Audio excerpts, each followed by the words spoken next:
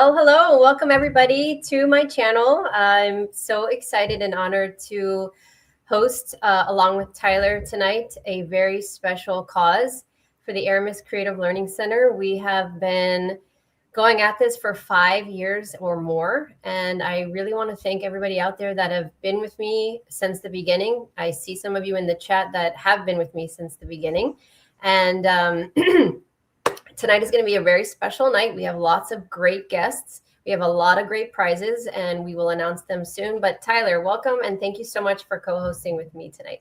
Thank you so much for asking me to co-host with you. I've been behind Aramis ever since I learned about it. This has been an amazing thing that you've been doing for some time now, and I've always been a believer in it. And I am just here to help you raise any money that's necessary to get this thing off the ground, because I truly believe that these children need a new education system like you've created. And I'm just excited to be a part of this, and I'm happy. There's an amazing lineup of guest speakers tonight, some amazing prizes to give away, and I couldn't be more grateful to be here, honestly. And I'm just very happy to be a part of this mission, so thank you. Well, actually, that reminded me, probably right away, I'm just going to go ahead and put this up here. So this is the guest schedule tonight. So we have Jessica Jones, Solrita Antaria, Lily Nova, that are going to be joining us for the first half hour. Actually, Lily will probably hang out with us all night if we can convince her to. And then Laura Van Tyne, Abby Lynn will follow with Jean-Charles Moyen and Isha and Dr. Alex Bloom. And then we will end the evening with this lovely trio, Michael Jaco, Sasha Stone, and Scott McKay. So it's going to be a really fun evening. So I'm going to go ahead real quick and invite our first guest on to join us. There we go. Hey, everybody. Hey. Hey. Hi. Happy Friday. So we're going to go ahead and start with you, Sol. Tell us a little bit about what you're doing this weekend, and how children's education is important to you, and what are your thoughts on New Earth education? Yeah, I just want to say thank you so much for having me, and it's so nice to be here with you all and to connect with everyone that's in the chat as well. And yeah, so I'm a mom of 3. So I work as a psychic and work also doing tarot readings, specializing in ET UFO side of things as well. So for me, I actually put my kids through alternative education. So I think you guys call it Waldorf or Steiner over where you are. So my kids went through that system. And what we saw in lockdown is there's still a lot of mainstream influence. There's still a lot of predictive stuff that's happening where you don't sort of have full autonomy or control over what's being taught. So yeah, a lot of programming that we see that's happening in the mainstream is still happening in a lot of alternative schools. So with my children, the 2 little ones, which my kids are now 25, 19, and 17. So it's going back, we've had a long time span of education over here in Australia, and myself not fitting in the box with education, being dyslexic and also, being very intuitive as well. There's not sort of like a one size fits all solution that I've found over here, even in the alternative side. One thing that we did try was called Shishita method, which is kind of like a psychic school for kids, but they focus on the whole brain approach. So they really activate the right brain learning as well as left brain learning. And you're actually working with telepathy and other different skills and gifts. And so that's why I'm so excited to see what it is that you're doing, because not only are you nurturing the kids on, on an educational level, but it's also spiritual, it's also mental wellness, emotional wellness, and it's also bringing together parents where we have a very like-mindedness and a very like-heartedness too. So I love what it is that you're doing, and having been a parent for so long, just really, really excited.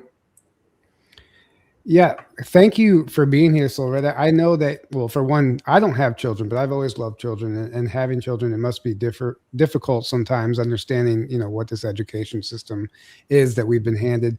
So, like, what would you say to somebody? Like, what would you say to inspire someone to invest in this and support this movement? Yeah, I think we sometimes will think that we're such like a small amount of people coming together to do something like this. But when you think about, sometimes it's just educating the right children that will go ahead and make the difference.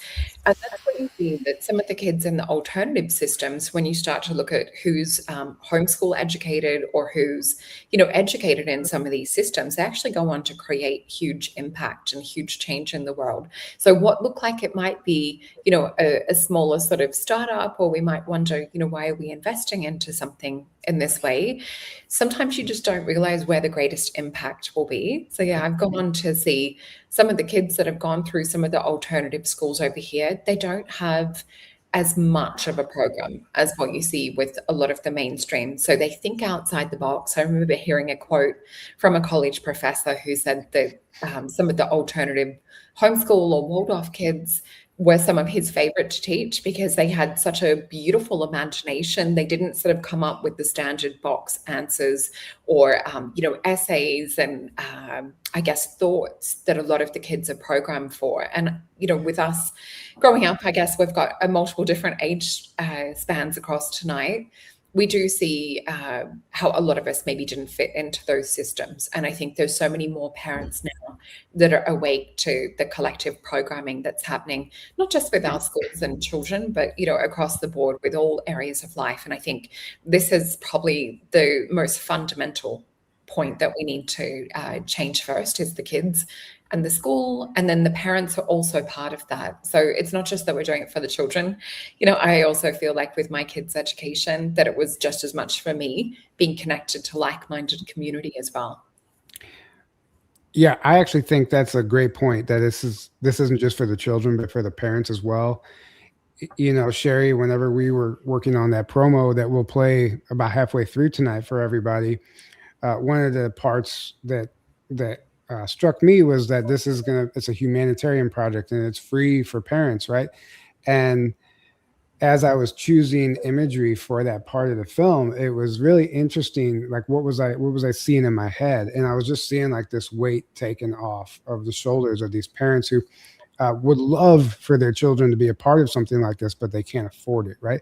So maybe Sherry, you can explain a little bit about like what that involves. And also, I think it'd be important to, if Solretta has time, to kind of go through like what people are going to expect tonight as far as some of these giveaways and stuff like that.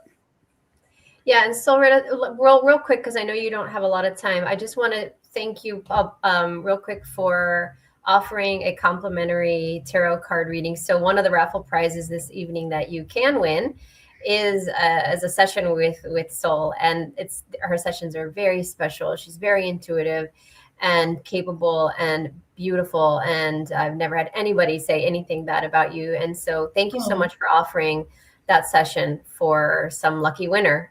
So thank you.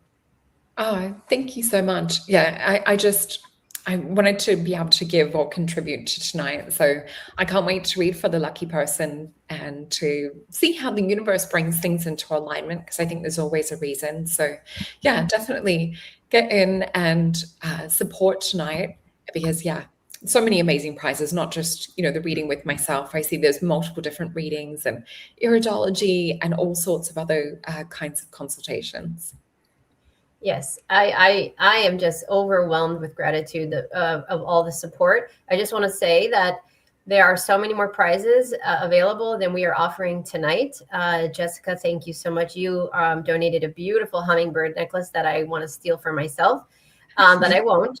But I have 2 local charity events coming up, and so we are hoarding things for that event as well, which your necklace will be for some lucky winner in Palm Beach County. But Solretta, you're welcome to hang out as long as you can. I know that your family's going camping for the weekend, so have a great time. Thank you so much for joining in.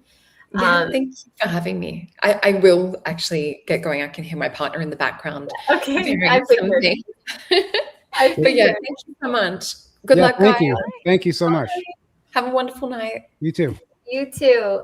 Okay, back to your question real quick, because I would love to hear from Jessica and Lily. So the concept came to me through my daughter, Aramis, which is why I named it Aramis, because she brought to my attention along with many children that I work with throughout the years, the need for conscious education. The way the public school is operating right now is clearly not in pursuit of knowledge. It's clearly an indoctrination factory to keep the sheeple mentality going.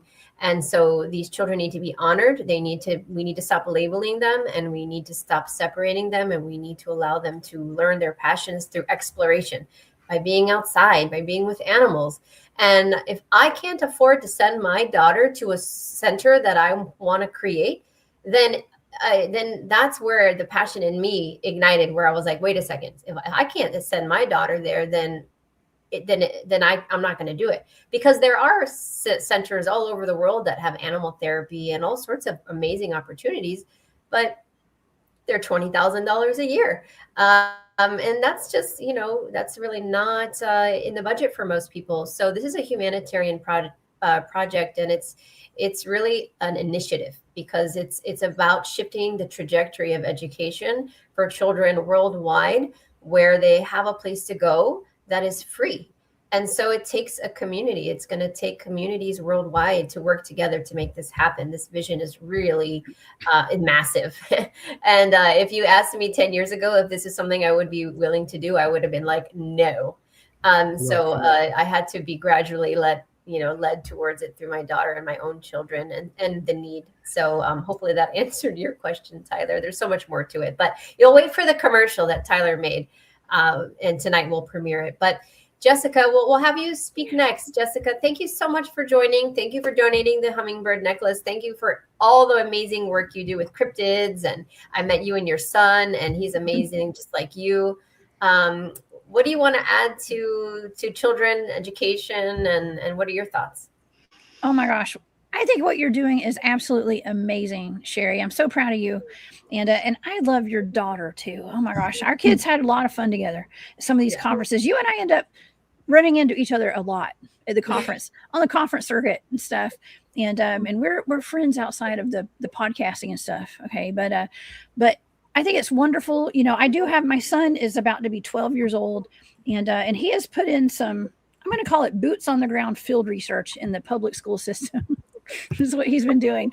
And, I am a boots on the ground field researcher when it comes to Bigfoot and all the cryptids out there and stuff. And I'm lucky enough to be able to take my son out in the field with me, and also to teach him the things that I've learned. I mean, when I was pregnant with my son, I was in intensive remote viewing training with my team. And so I feel like through osmosis, my son is a good remote viewer already. There's osmosis. Osmosis. Yeah. I know. I'm kidding y'all. But really I've been blessed enough to be able to, be trained in things like remote viewing and really hone in my psychic skills. And I know that runs in my family, and I know it's passed down to my son. So I'm able to help him out with all that. But it would be wonderful to have a resource like the Aramis Creative Learning Center here in Georgia, where I live. And I might have to come down to Florida, Sherry. I may have to come down to Florida and bring my son. Seriously, are you hiring? I'm kidding. You don't even know how many people I am trying to recruit down here. Oh, really? To come work with me. Tyler knows. I was like, Tyler, come work with me. I've asked, I want all the cool people to move down, though. I don't want the special people from the north to move down. I want all the open-minded, people that are open to community. Please come. Yes, I'm hiring. All right, we'll talk about it. We'll talk. Okay. But yeah, I'm lucky enough to be able to nurture my son in the ways that, the public school system is the one that he goes to is wonderful. I do have my qualms. Okay. I still do. Okay. But, and he's not getting that extra, you know what I mean? They're not focusing on the esoteric and the, getting into the psychic abilities and things like that. So when he was first born, like I said, I'm part of a remote viewing team and a highly switched on psychics and stuff. And so I was taught, and he was kind of brought into this, where I was taught how to teach him and train him in his psychic skills and stuff like that. So I've been able to do that myself, but it would be so wonderful to have that resource in all the communities around the United States and all over the world. And so I applaud you, Sherry, for doing things like this. and for giving kids a hands-on approach to the real world. Okay, the real world, and it's almost like the esoteric street smarts. I know that sounds silly, but it's not street Aramis, smarts. Yeah, the Street Smart Learning Center. I love it. Street smarts, spiritual street smarts. It These really spiritual is like are crazy. It's like the foundational learning. Like they took that out of the educational process, and it should be fundamental and foundational, and they took that out. So I'm putting that back in, so that they have a chance, to thrive. Lily, hi, Lily. Hi. Welcome. Hey, thanks so much for inviting me. It's such an honor to be a part of this. So thank you. And thank you for all of your hard work. I know how passionate you are. And yeah, I'm just really excited for this. Oh, thank you, Lily.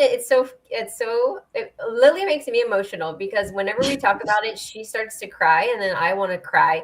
I came to your house recently, and like the second we saw each other, and you were like, "I'm just getting so emotional," and you just like teared up. And then the other day we did a live together, and then you teared up again, and I'm like, "Damn it, Lily, you keep it together so I can keep it together." But I love I'm already that. crying again right now. But you know what? It shows the need. Like this is like, I'm not doing this to get famous. I'm certainly not doing this to get rich. I don't make 1 penny off of I haven't made 1 penny off of Aramis Creative Learning Center in the last 5 years. I give all of the money basically to the mentors that do all the teaching, and they know that.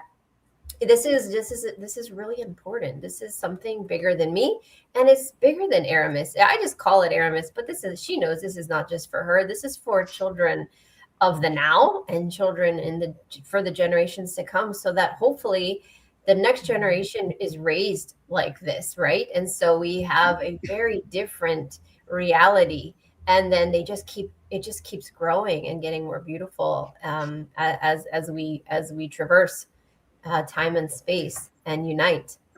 Right.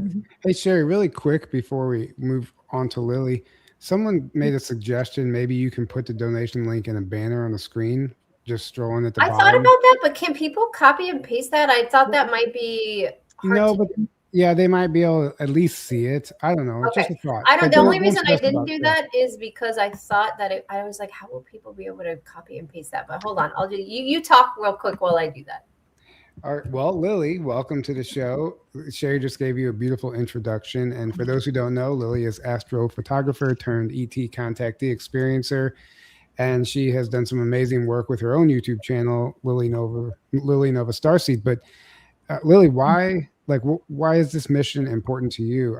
What would you say to encourage people to invest in this movement? Because it really is a movement. It's not just one creative learning center.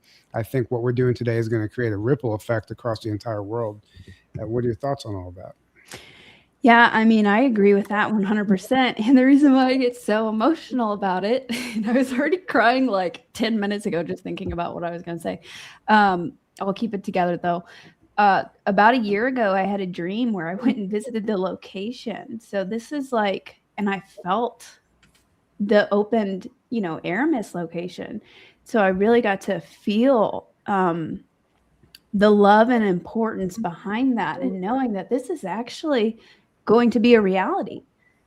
It's incredibly important. Now, I don't have any children myself, but yeah, I don't know, that dream that I had, it was so real, and it really highlighted the importance to me, and also helped me to just know the important work that we're doing and that Sherry's doing, especially that like literally this is happening, but we just need people's help to make it happen. Mm-hmm. And also I didn't know that it was going to be a humanitarian project where it was going to be free. That's incredible. Like that's unheard of.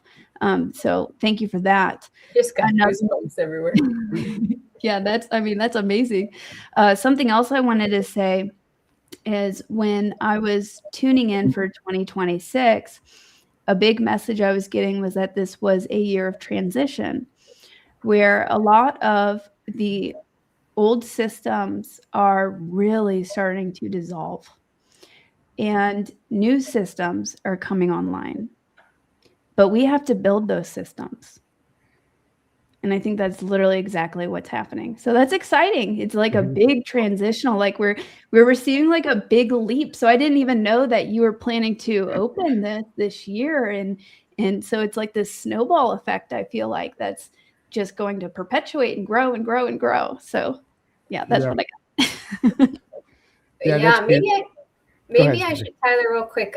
Maybe a lot of people don't know. Like, the reason I started talking about this 5 years ago and I haven't opened a center yet is not because I didn't want to. It's because opening up a humanitarian funded learning center to the capacity of, like, my vision is so grand that it's going to cost millions of dollars to run each center. And if I open one in every city, in every state, or at least multiple cities in every state, and then worldwide, we're talking billions of dollars. We have to pay the staff, we have to take care of the animals and purchase land, and for it to be free to families to enjoy.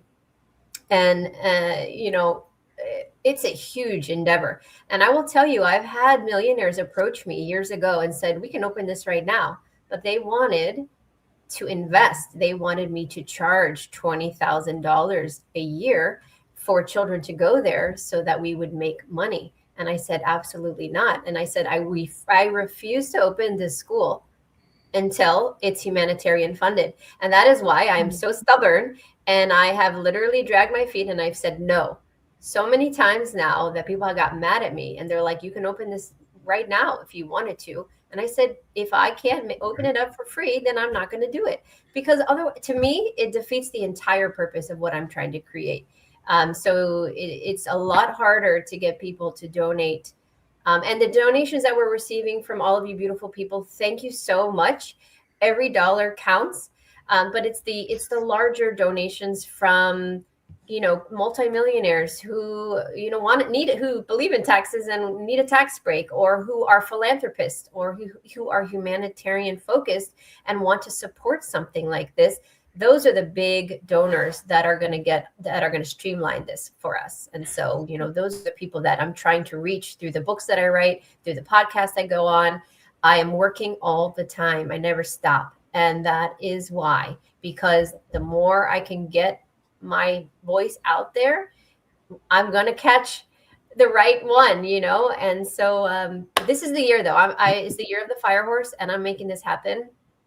Yeah. One way or the other. It's going to happen. Mm-hmm. I know I'm not taking no for an answer this year. Yeah. And I would like to add, this is how we create abundance as well.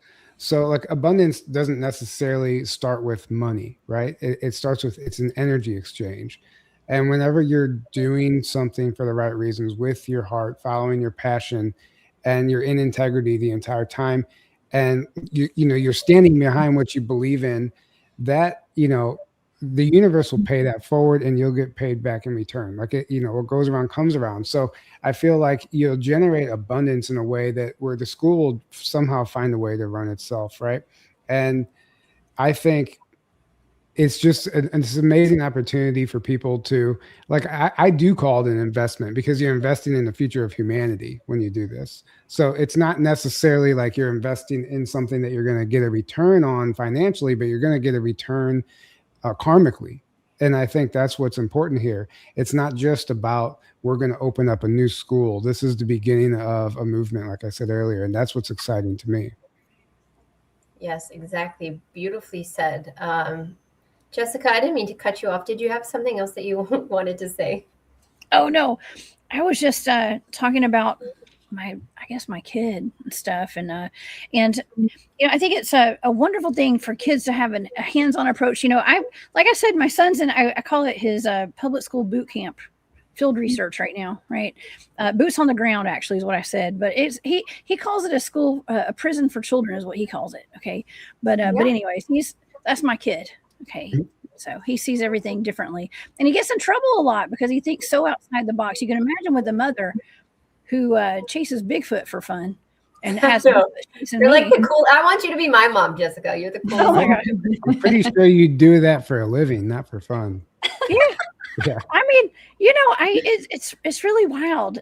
You think my son would think outside the box, but he's really outside the box. He's very vocal about things, and everything that I say, he takes it like a sponge. But really, he's his own person. He's very independent. He's an independent thinker. I guess that's a good way to put it.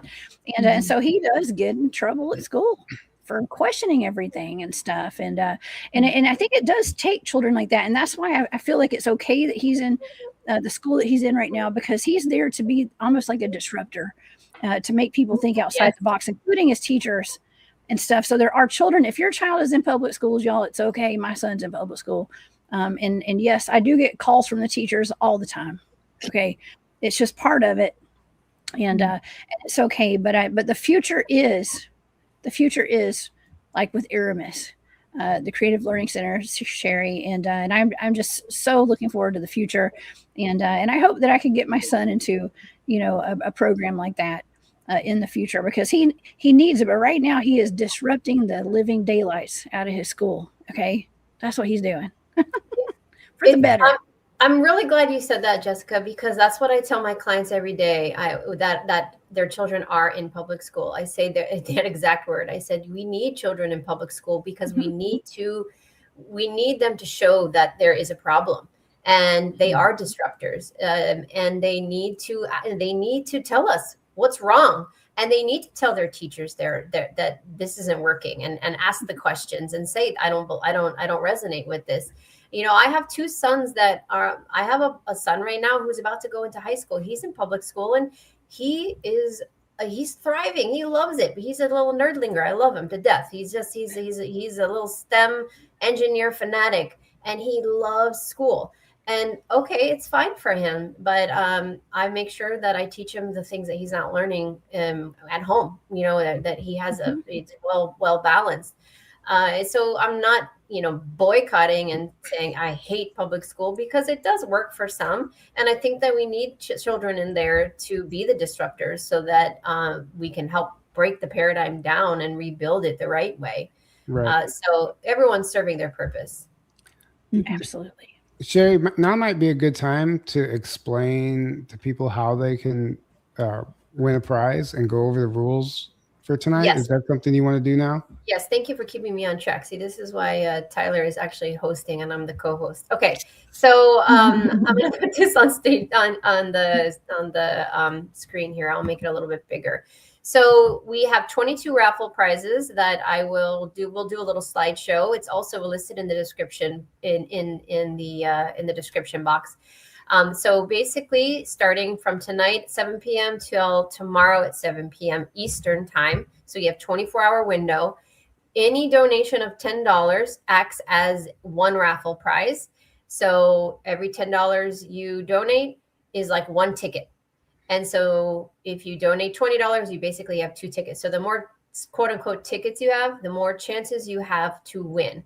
So your names will be put in a bin based on how many raffles you have. And my daughter will be the one to, because she loves this stuff, she will choose the prizes. I'm sorry, she will choose the raffles and see who wins. Now, the way you decide what prize you want is that in the donation box, I should have had a picture for you, but when you go to the donation link on PayPal, there is a box that I created that says, what are your top 3 raffle prize preferences, something like that. So you're going to write in there number 1, number 2, and your third option. And it will go in the order that you're chosen. So we will email you the next day, and you will, if you are the first one to get that first prize, you will get the first one or the second one or the third one. And if not, you'll have options of what's left. So that's kind of how it will go. So write in the box what your preferences are, or we will go with the people who actually wrote the preferences, and then you'll get what is kind of left over. There are no bad prizes, by the way. We just want people to have a choice. If you do not want a prize and you're just donating from the kindness of your heart, which I completely I'm grateful for, just write no prize, you don't want a prize, and then we won't put you in for that for the raffle. So how was that? Did that make sense to you guys? Oh my god, how did I get rid of everybody? Yeah, that was wonderful. Can you hear me still? Hold on, how do I put you back up? Oh, there we go. I'm sorry, guys. more on the side now. So There we go. maybe, and at what point do you want to go through some of the prizes so people can see what? I was thinking might be a good time before we let Laura and Abby are in. So hang tight, my lovely best friends.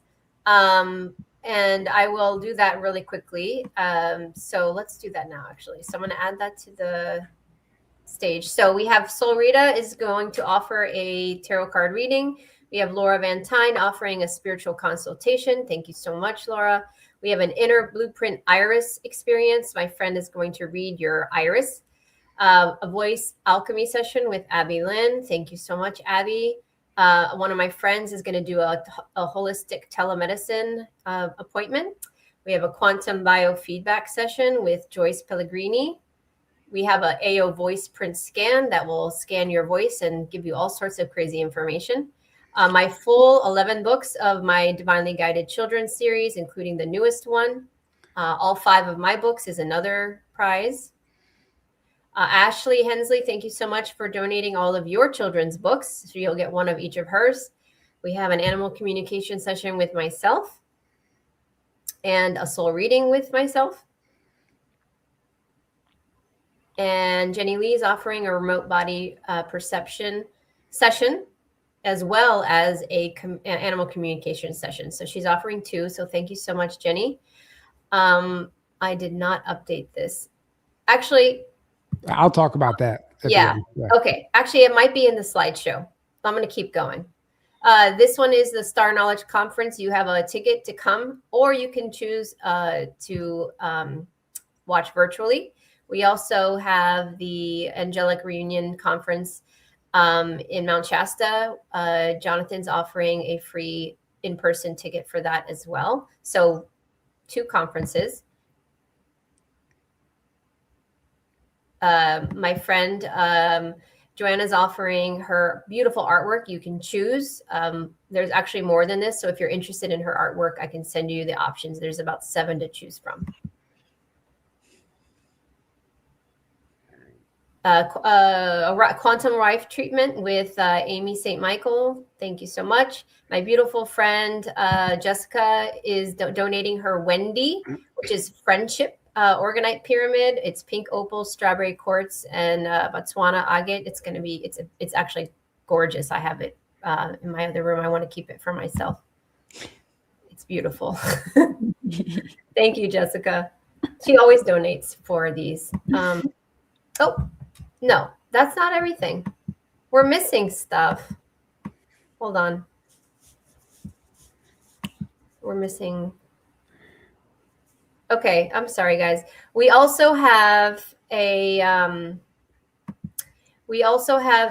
Kobe, I'm sorry, a Michael Jordan championship framed with 6 rings with a autograph at the bottom. It's a reproduced autograph, so it's not a real autograph. It's just one of those, you know what I'm talking about, recreated ones. It's pretty big size. And then Tyler, tell everybody about the Journey to Truth. Yeah, so we are offering just a free virtual pass for the conference, and coming up in Hawaii on April 20th. But we also had a very kind donor. Somebody had to unfortunately cancel their trip at the last minute. And instead of asking for a refund for their tickets, they wish to remain anonymous. But instead of asking for a refund, they asked if we could donate them to charity, or Sherry's charity. Charity's Sherry. So we have 2 in-person passes to Hawaii that you could potentially win in this raffle, and they're each $1,000 value. So I know it's last minute, but if you feel like you would like to come to Hawaii in 20 days, then you can, or in less than 20 days, actually, then you can apply to win those. That's awesome. I want to go. And then they still have the virtual option as well, right? Yeah. And the virtual pass is an option as well. So okay. You can win you can enter to win a virtual pass or a live or in-person ticket. And there's 2 in-person tickets available. So Sorry, this is I didn't update it correctly. So this is the Frame Chicago Bulls championship example. There's a picture of it. Thank you to my lovely dad who donated this, and he's donating a ton more for the other auction that we're doing. And then Isha also donated a session. I just want to put it up here real quick because I just want to honor everybody who donated something, and I don't know what happened with the video, but she's donating a beautiful session as well. So thank you, Isha. I think that is all 22. So I'm going to go ahead and invite my dearest friends on as soon as I figure out how to get rid of, sorry guys, I'm not a professional like Tyler. Jessica, you're welcome to hang out. And of course, if you have things to do, you are also not obligated to stay. But thank you so much for hanging out so far with us. I'm going to go ahead and thank you guys. Sherry, I'm going to hop off. Okay. Thank you guys so much for having me. It was an honor being asked to be here tonight. Thank you guys so much. Everybody, have a wonderful night. And thank you again, Sherry. All right, bye, y'all. Oh, Abby, Lynn, and Laura Van Tyne. Laura Van Tyne is my Demon Slayer bodyguard. Abby Lynn is the most amazing person I know, and they're my dear friends. Thank you so much for coming on. I almost changed my title. You should. You definitely should. Yeah, welcome to the show, guys. Welcome. Thank you for being a part of this wonderful event that Sherry's throwing tonight. Thank you. It's fun to be here. Yeah, honored to be here. Can you guys hear me okay? I had speaker issues before I came on. Good? You sound great. Okay, great. Perfect.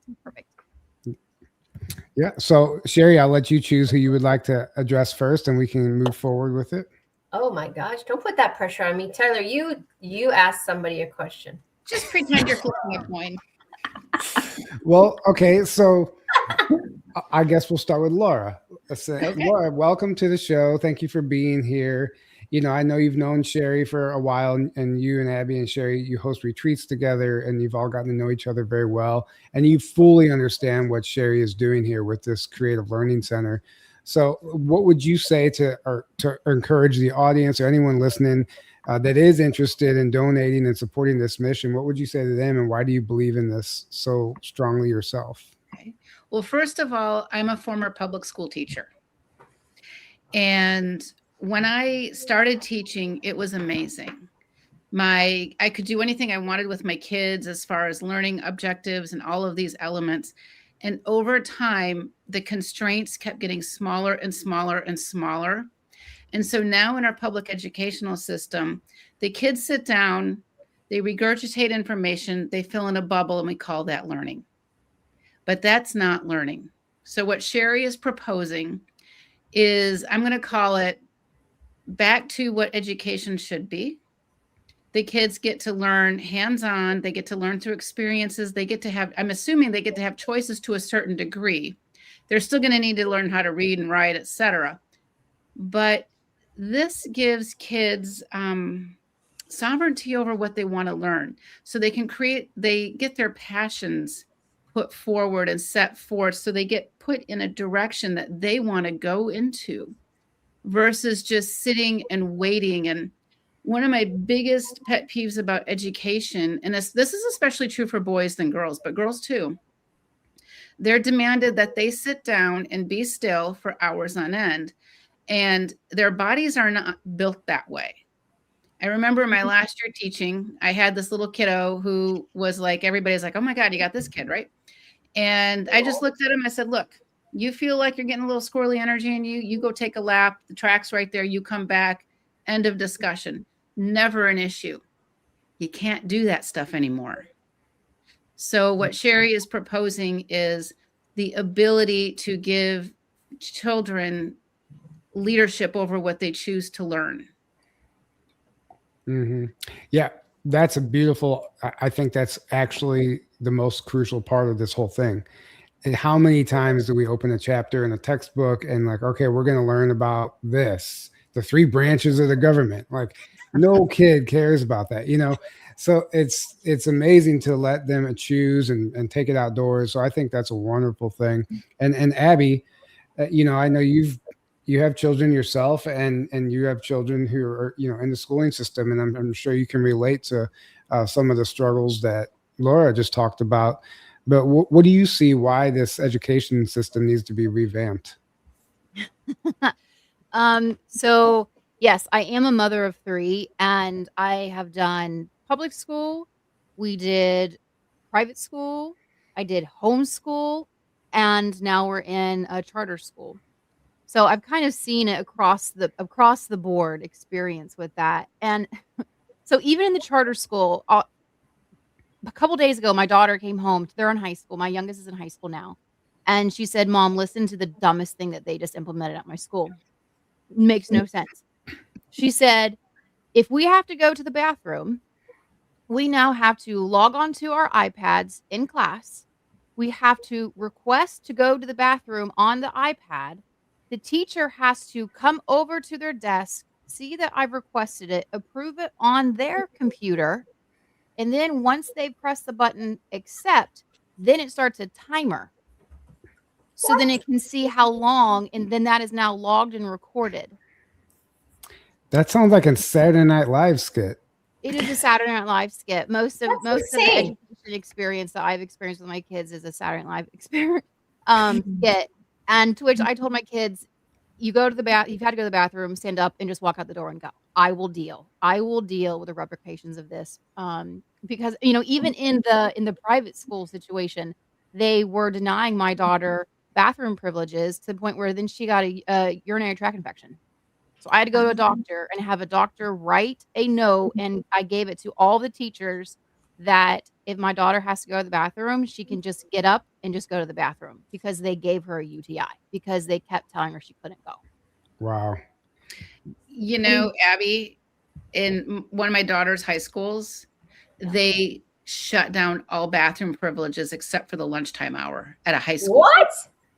Oh, yeah. Yeah. Sherry, you need to add that to your promo video. Pee What? anytime. Go anytime. On your time. Pee Right. anytime. I love that comment.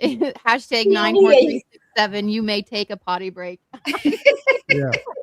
That is insane. I just want you guys to know I have a reputation at my son's school because I am that parent that when I walk in the door, like everyone is like, oh shit. Because I don't mess around, and I don't like the school my son goes to, but he likes to go there because of the STEM program. And I'm telling you, this kid got lunch detention for wearing the wrong color. His pants were wrong. And I come in that school and I'm like, he is not serving lunch detention. I am taking him home for lunch, and I have threatened them. And oh my God, I lose it. I just can't take it. And I'm like, Skylar, just give me one more reason to pull you out of that school. Just one more reason. I just can't take it. But I do give my children autonomy. And if he wants to go there, I won't force him out. He's still getting a good education. But I do not like how they treat these children like they are in prison. When they can go to the bathroom, they can't. When they eat lunch, their feet have to be inside the table, and they have assigned seating, and they're not allowed to get up. They're from their table. Well, it's prison. It's prison. I remember they implemented 1 year at one of my kids' schools that no one was allowed to talk during lunch anymore because they said the kids were talking too much and not eating. So it was silent. They implemented silent lunch. When I was talking about prison, when you guys were talking about earlier. So when I was a senior, we could write an essay to try to see if you could give the graduation speech. And the essay that I wrote was how public school system is like a prison. Wow. I was not chosen. Doing that. I was not chosen to give that speech. Real learning actually comes from conversations with one another. Mm-hmm. I mean, look at the conversations we have and what we get to learn from each other. They're being denied the opportunity to learn how to converse. Yeah. When for most of all my homeschooling years for my kids, we just sat around the kitchen table and we had conversations. Mm-hmm. And it wasn't just, oh, this is what we need to learn. But I asked the question, why do you think we need to learn this? Why do you think this is important? And then what can we derive from this? And one of the first things that I did too, two comments, but one of the first curriculums that I implemented for the kids was what is propaganda and how to see through it. And so we watched a lot of different documentaries, and we looked at how China implemented their one child and how did they convince their entire population to do that to themselves. So we walked through that because I used to work in the media, so I know how that whole apparatus works. And so throughout the blip, I'm not going to give it any other name than that. We were able to study and see all the propaganda that the media was pushing out, and my kids, we were all just laughing at it at that point. I mean, they're uncorruptible at this stage. But the one thing I wanted to add was that when we first started homeschool, my day one was, what do you want to learn? And my children could not understand that concept. They couldn't. They said, what do you mean? What do we want to learn? I'm like, what are you interested in? And they literally, their brains like froze. They had no concept of it. And so seeing that reaction, I actually, for the first 2 weeks, we did like strict unschooling, where we just went and just did everyday life. And then what we looked for was, like, what gives you a spark? What gets you excited today? What do you want to go and see? And through that leapt into them figuring out, oh, I want to learn more. Like my son said, I want to learn more about gardening. So we did a whole curriculum about learning about gardening and sharing, like, I love that you're going to make that a part of your school, like with the animals and being outdoors, and just how important it is going out, touching the grass, touching the earth, touching animals, and being with that. Like Laura, you said that students go outside and run. I mean, it is vitally important for kids to get back to those basic roots of just being a human.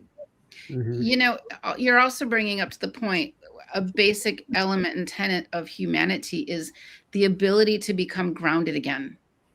And so when we are out gardening, and I had gardens outside my classroom that we would work in, and I would literally have them go outside and we'd sit outside and read or whatever. And I avoided the abridged versions of whatever books, but getting grounded is a key to reducing anxieties, get key to soul sovereignty, and just learning how to be human.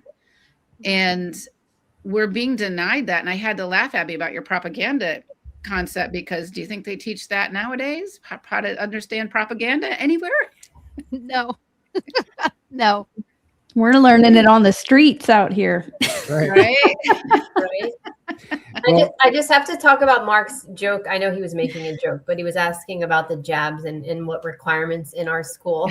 And I don't need your medical records, and it's none of my business. And if people have, if people are uncomfortable with that, then I just want to say that what I'm creating is not for everybody, and that's okay. This is an alternative approach to learning that is not for everyone. So if you are a parent listening to this that you have your child's like life set and you need them to go to Ivy League, and they have to be this physician working at this hospital and these internships and like heavy curriculum based life, and you've got their life all planned out for them, this is not for you.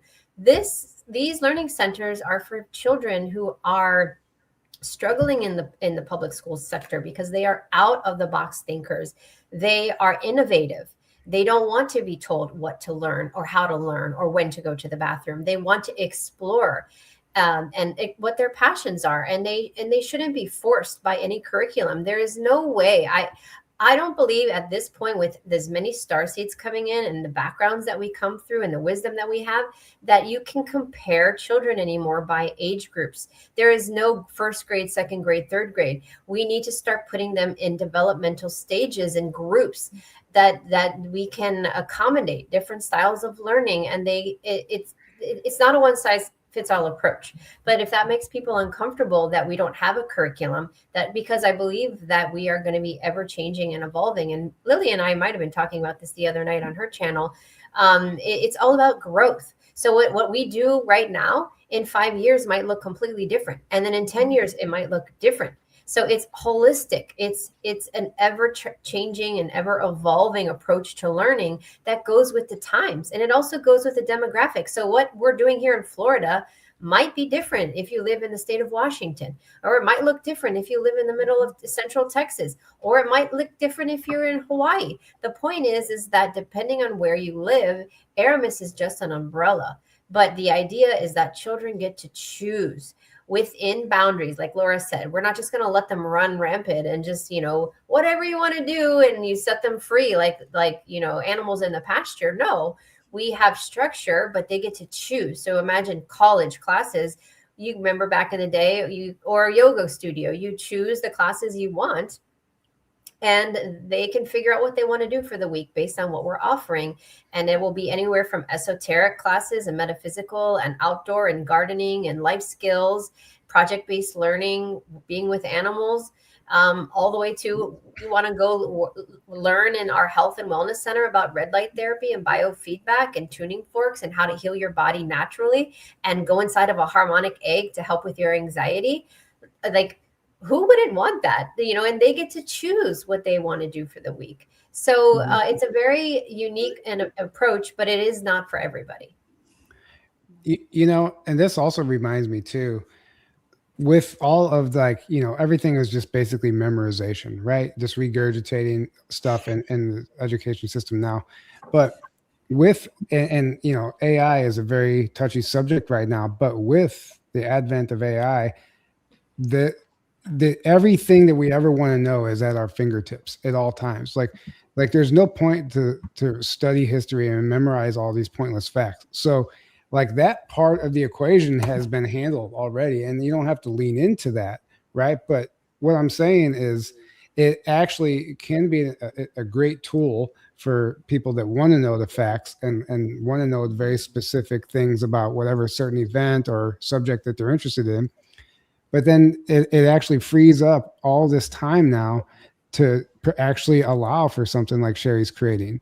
So we don't have to spend as much time just pumping all of this useless information into our children's heads, because half of it we don't use anyway. And I just think it's a really interesting thing. It's a really interesting way to look at this. And I don't know if anyone has any opinions on that, but I just thought I'd add that. Go ahead, Abby. Yeah, I just want to add to that, Tyler. There's really, and I was actually just talking to my kids about this a couple weeks ago. Going back to that root memorization, that was in a place where when we didn't have the internet and we didn't have AI at our fingertips on these things that we carry everywhere. We no longer need that root memorization anymore, because anything that you need to know, you can look it up in a second. Right. And you can, spend a whole day learning about it if you need to. That state of memorization was for when we only had books and you couldn't carry books when you were, you're on the job or traveling around. And so you needed that memorization. So a lot of things, they're just outdated now with where we're going and how we're shifting it. And I'm not like advocating for AI. I see people in the chat going off. I'm just saying we have all the information we could ever want at our fingertips at the press of a button now, or even at a voice command. So there's no reason the education system needs to stay the way it is, because we're just stuck on a hamster wheel there. And I'm just trying to help people understand that we actually have room now. We actually have time to do other things like this. It doesn't have to be as rigid as it once was. And I think it actually allows space for us to be creative. And I just think it's really interesting the way it's all playing out, because it's here, whether we like it or not. Like that, it's everyone has one of these, and everyone talks to it all day, every day. That's just the way it is. So let's break free from that and create something amazing, and let the kids actually explore things and learn through conversation and all that. Yeah.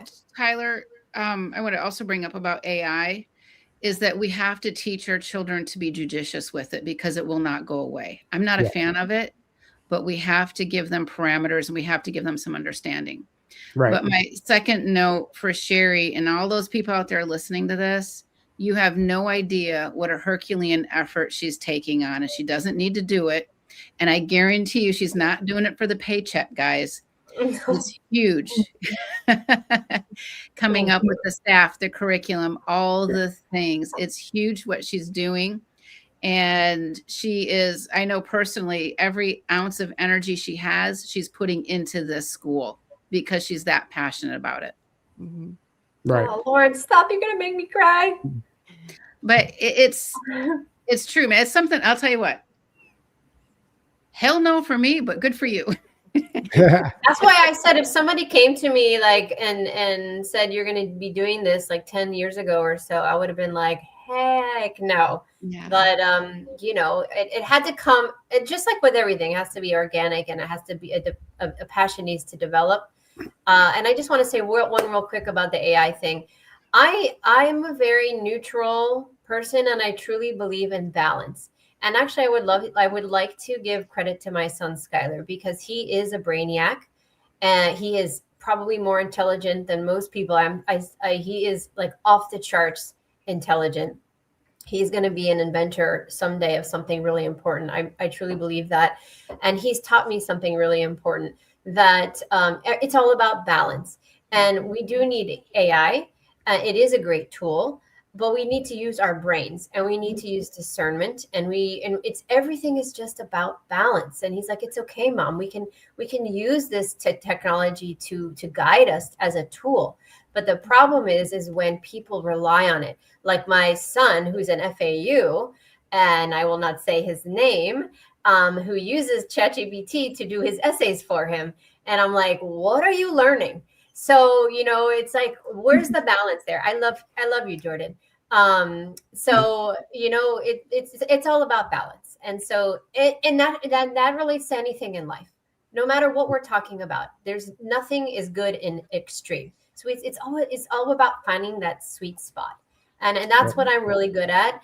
And I've always been really good moderator, and I am really good at finding the sweet spot and balance in pretty much everything in life. And so thank you for saying that, Laura, because we both said, I don't think either one of us has met anyone that works harder than each other. And Abby, you work really hard. Tyler, you're constantly doing podcasts. Lily, we all work really hard, and no one can see behind the scenes how much we're doing. And we work tirelessly, but when there's passion, you know, we just keep going. We don't give up. Yeah. Thank you. That was a beautiful comment and compliment from Laura to Sherry. I agree. You know, not everyone is willing to take this on. This is like whatever archetype, whatever soul or your soul mission is, Sherry, like this is it's a very ambitious project that is against all odds, really, when we're talking about going up against, you know, an entire global education system. But it has to start somewhere, and it is starting somewhere, and it's right now, even if it's a conversation. It is having an impact, and obviously everyone's support is having an impact as well. So thank you all who have donated already. And Sherry, I don't know if you want to, at what point you want to play one of the commercials. I know it's about time. I would like to ask Laura one quick question before we move on and do the commercial. And I have our other guests waiting. And so thank you, Jean-Charles and Alex, for waiting patiently. Real quick, Laura, because you are amazing in so many ways. What can you recommend to those watching right now whose children are in public school and there's nothing they can do about it, you know, for a lot of reasons? How can they protect their children against 3D interference, voice to skull technology, a lot of the crazy mind control attacks that they're getting energetically? You know, what can they do to protect themselves, their children? Thank you. That's a beautiful question. There's a lot that parents can do. And these school institutions are usually full of like heavy energy in general. You know, even the teachers are feeling it. Abby's teachers in her school don't want to deal with that little stupid iPad bathroom experience. But one of the best things we can do is send your children to school with angels. It's as simple as this. I'm requesting a team of angels to be with my child from the moment they leave the house till the moment they come back. And you're going to vet your angels. I want angels from the higher realms, and you can visualize yourself pouring salt on them as a very basic concept to make sure you get the proper angels for your kid. You're a taxpayer, so you have spiritual jurisdiction to clean and clear the schools, but don't bite off more than you can chew in that process, because schools are complicated. You can work on your child's classroom or maybe the lunch area and ask for the angels to give your child wisdom and guidance as they move about their day as well. And at night, you can telepathically talk to your child and encourage them. You know, I know this is kind of tough, but this is what you're going to do. Look for the silver linings and that kind of thing. Those are just a couple of really basic things. You can also spritz them with frankincense oil too. That's always good. We've done lots of shows, Laura, on this concept, but I just wanted to do a quick one here just in case anyone's listening. And Abby, I've been to your home. I've met your beautiful children. You are an incredible mother. Again, I would love for you to be my mom as well. You're like the best mom in the world. You know, what do you have anything that you want to add or say before we bring on the next guest? In terms of just protecting your children, or just anything you want to say before we kind of move on. I've always worked with my kids on the importance of really staying grounded. You know, we work in our own home first. So making sure that their rooms, their beds, their, you know, the mirrors aren't having portals going through, right? So we do active gridding, active clearing, so they get good night's sleep. We work on the importance of keeping this healthy avatar, you know, keeping this avatar healthy. We work on the importance of honoring their body, honoring it, you know, by keeping this healthy, by loving this, loving themselves, we're able to continue on our soul mission. I work with my kids with that all the time. I work with them on having empathy, yet boundaries. So, you know, being an empowered empath, so that, you know, my kids say like, oh, all of my friends, I'm my friend's therapist. I'm my friend's therapist. Okay, that's nice. They're feeling your energy. They're coming to you, but you also don't take on their problems. You don't take on their weight. It's there. It's good that you are a listener, but it doesn't mean that you have to be the solver of all of their problems. And then in terms of clearing themselves, frankincense, I make a clearing spray and it's in my kid's car. It's when we walk in the door, so we don't bring it into the house when they're out. And it's, you know, frankincense is the main ingredient. I do vocal alchemy into the water that's in there. And then also, you know, some cedar wood and some other goodies, but we have their clearing spray on them, and always with angels. My kids work with angels and dragons all the time for protection in any type of space. You know, my son's out driving. All three of my kids are now driving now. And so we call in a lot of angels a lot. Yeah, I was going to say, don't forget to talk about the dragons, because Abby works, well, we all do, but Abby really brings in the dragon energy, which I think is magnificent for children, as well as the angels. And of course, you know, my motto, call on the animal kingdom. That's what I do. That's my favorite thing to do. Yeah, absolutely. All right. Well, we have some. Lisa, I want to say thank you to Lisa. Yes, your order got sent off today. Oh, good.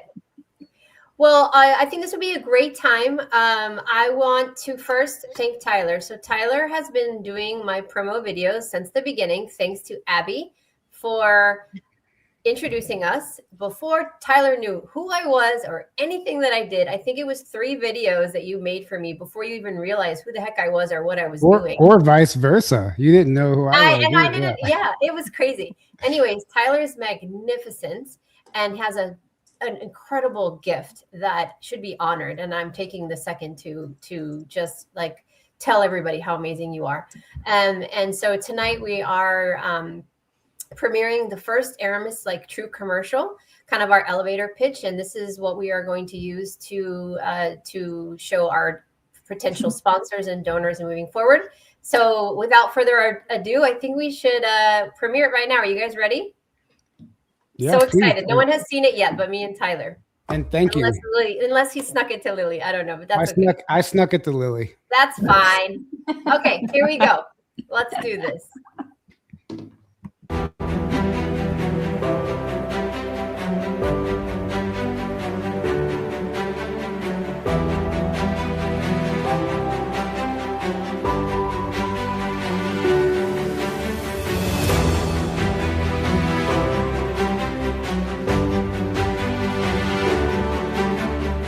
Hi, my name is Sherry Dibman, and I am the founder and CEO of Aramis Creative Learning Center, a nonprofit for conscious education for children worldwide. So Aramis is conscious education. What does that mean? It means that children get the opportunity to choose what they're learning and understand why. What sets Aramis apart from the traditional school system is that we are creating 3 pillars of learning. So the first pillar is animal therapy. So we incorporate animals into learning. The second pillar is project-based learning and conscious education. The third pillar of learning for Aramis Creative Learning Center will incorporate a state-of-the-art health and wellness center at all of our campuses where children will have access to learning holistic and alternative natural modalities. The Aramis initiative is a movement. So what we are creating is just the foundation. It's just the first center of many to come. Our grand vision is to open up an Aramis Creative Learning Center in every major city, in every state, as well as internationally. So this is a global initiative to change the trajectory of education for children, where they have the opportunity to thrive in an environment where they feel safe, where we can create a sacred space, where they can learn to be themselves and they are allowed to be who they are and unique and honored for their abilities. I created Aramis Creative Learning Center 5 years ago because my daughter struggled with anxiety, and it opened my eyes to this worldwide epidemic of children who are really struggling in the school system and they are not thriving. And I believe that this has been happening for generations, but the attention is shining upon these children now. So we offer a variety of learning styles that are for children that struggle with autism, who are neurodivergent, who have high anxiety, and who are not thriving in the public school sector. And so they are asking for this, and there is no better time to support this mission. We are a nonprofit, so all of these schools will be humanitarian-based. And what does that mean? That means that they will be free to families, that gives their children the opportunity to attend an Aramis Creative Learning Center in their city for free. So we rely heavily on the donations, sponsorship, and support from the community worldwide to help us get this going. So our first learning center will be in Florida, but that's just the prototype. That's just the first center of many to come. We are asking for your help to get us off the ground, and so that we can shift the trajectory of the education for children for generations to come.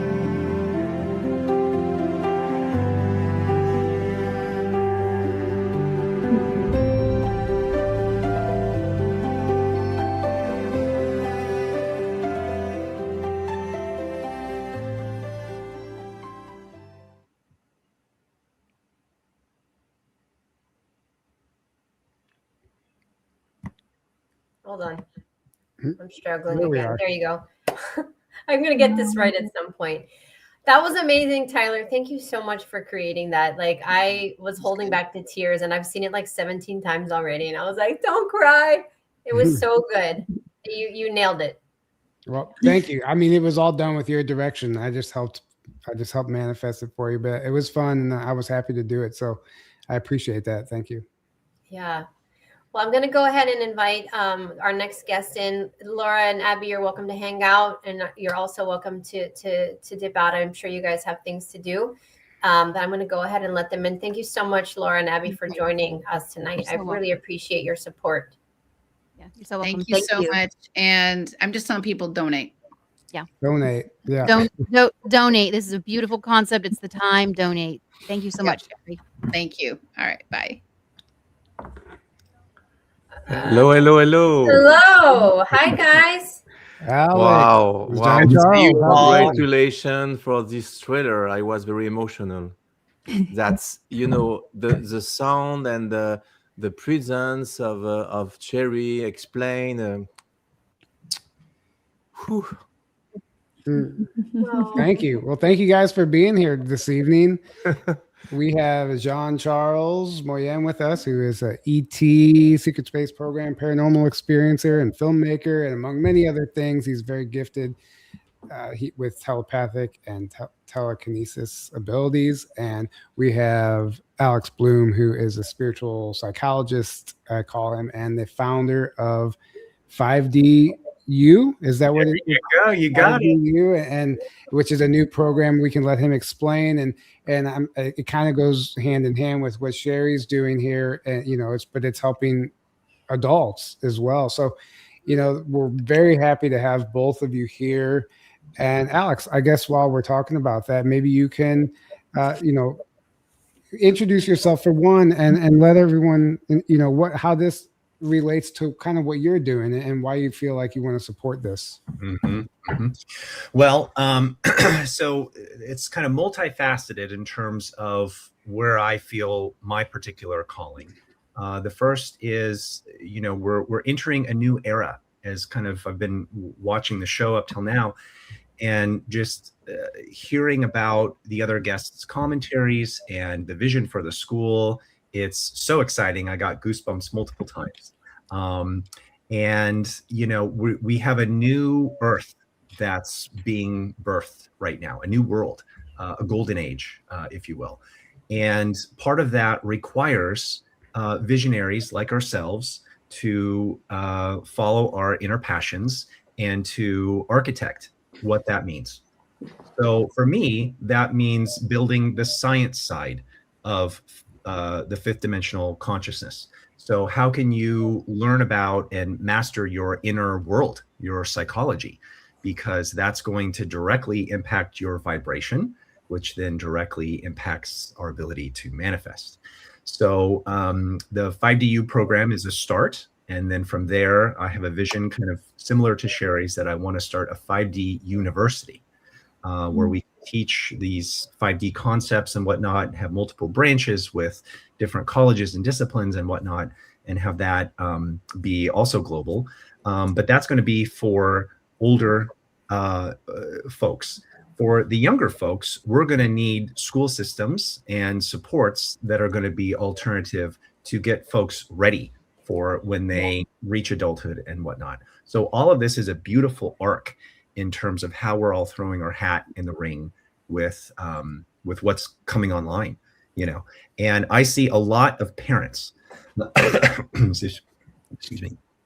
I see a lot of parents at work with what I do, and they're waking up, they're realizing that the old system is crumbling and it's not working anymore, but they're scouring around looking for, okay, but where do I go? What does that look like? I don't have the bandwidth or the resources or the know-how or necessarily the interest in wanting to do homeschool. I'm not really sure about charter schools and whatnot. Are there any other paradigms that are out there, especially for those parents who are maybe more spiritually inclined? And so having a vision like what Sherry is putting together, I just can't emphasize enough how important this is for our collective future. I heard a metaphor the other day that I really love, and I want to start using it. And the metaphor goes as follows. If you want to construct a new bridge, if the old bridge that gets you from point A to point B is no longer really as functional or working, or there's safety concerns or whatnot, the civil engineers don't come in and just implode the old bridge first, right? Because then no one gets from A to B. So what they do is they build the new bridge concurrently. Once that's finished, they make sure that's functionally working, and then they deconstruct the old bridge. So all of us who are feeling called at this time to contribute to this collective awakening in all of the different nuances of how we're contributing in that way are adding to what this new bridge looks like. And this school is an example of that. And so much so that then when this really starts to take off, that then the old paradigms just become irrelevant anymore. They don't work for everybody, like we're being shoehorned and pigeonholed to make them be currently.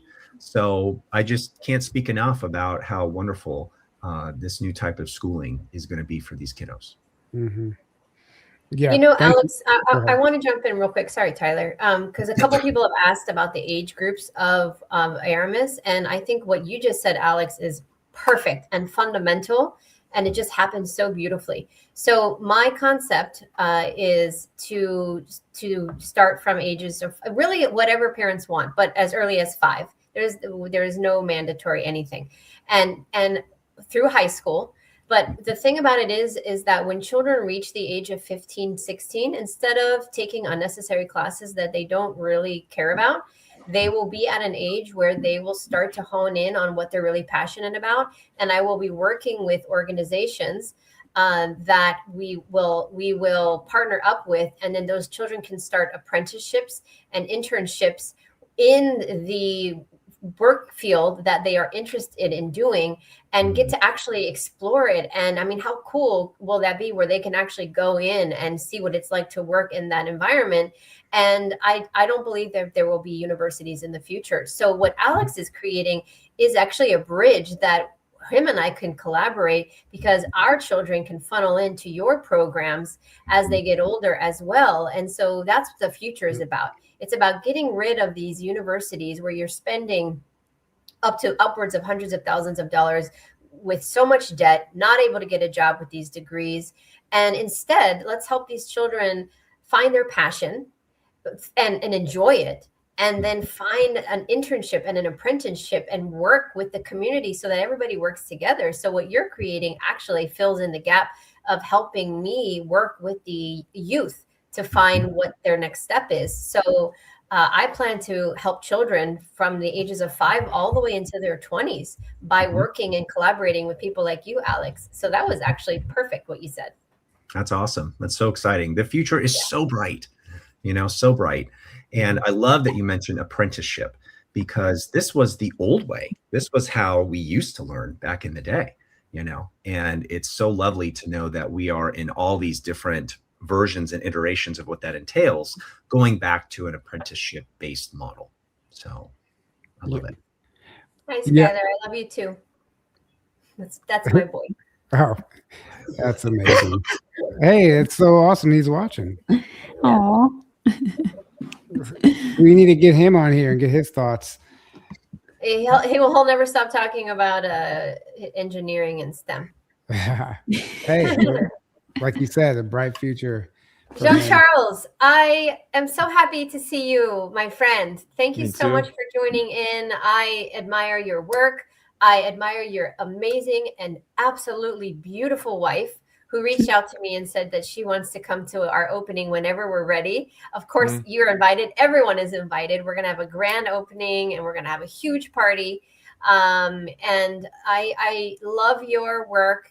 And we've talked a few times and we presented at a conference together. What are your thoughts based on what you're seeing in the world about how we can help these children and create a better and brighter future for them?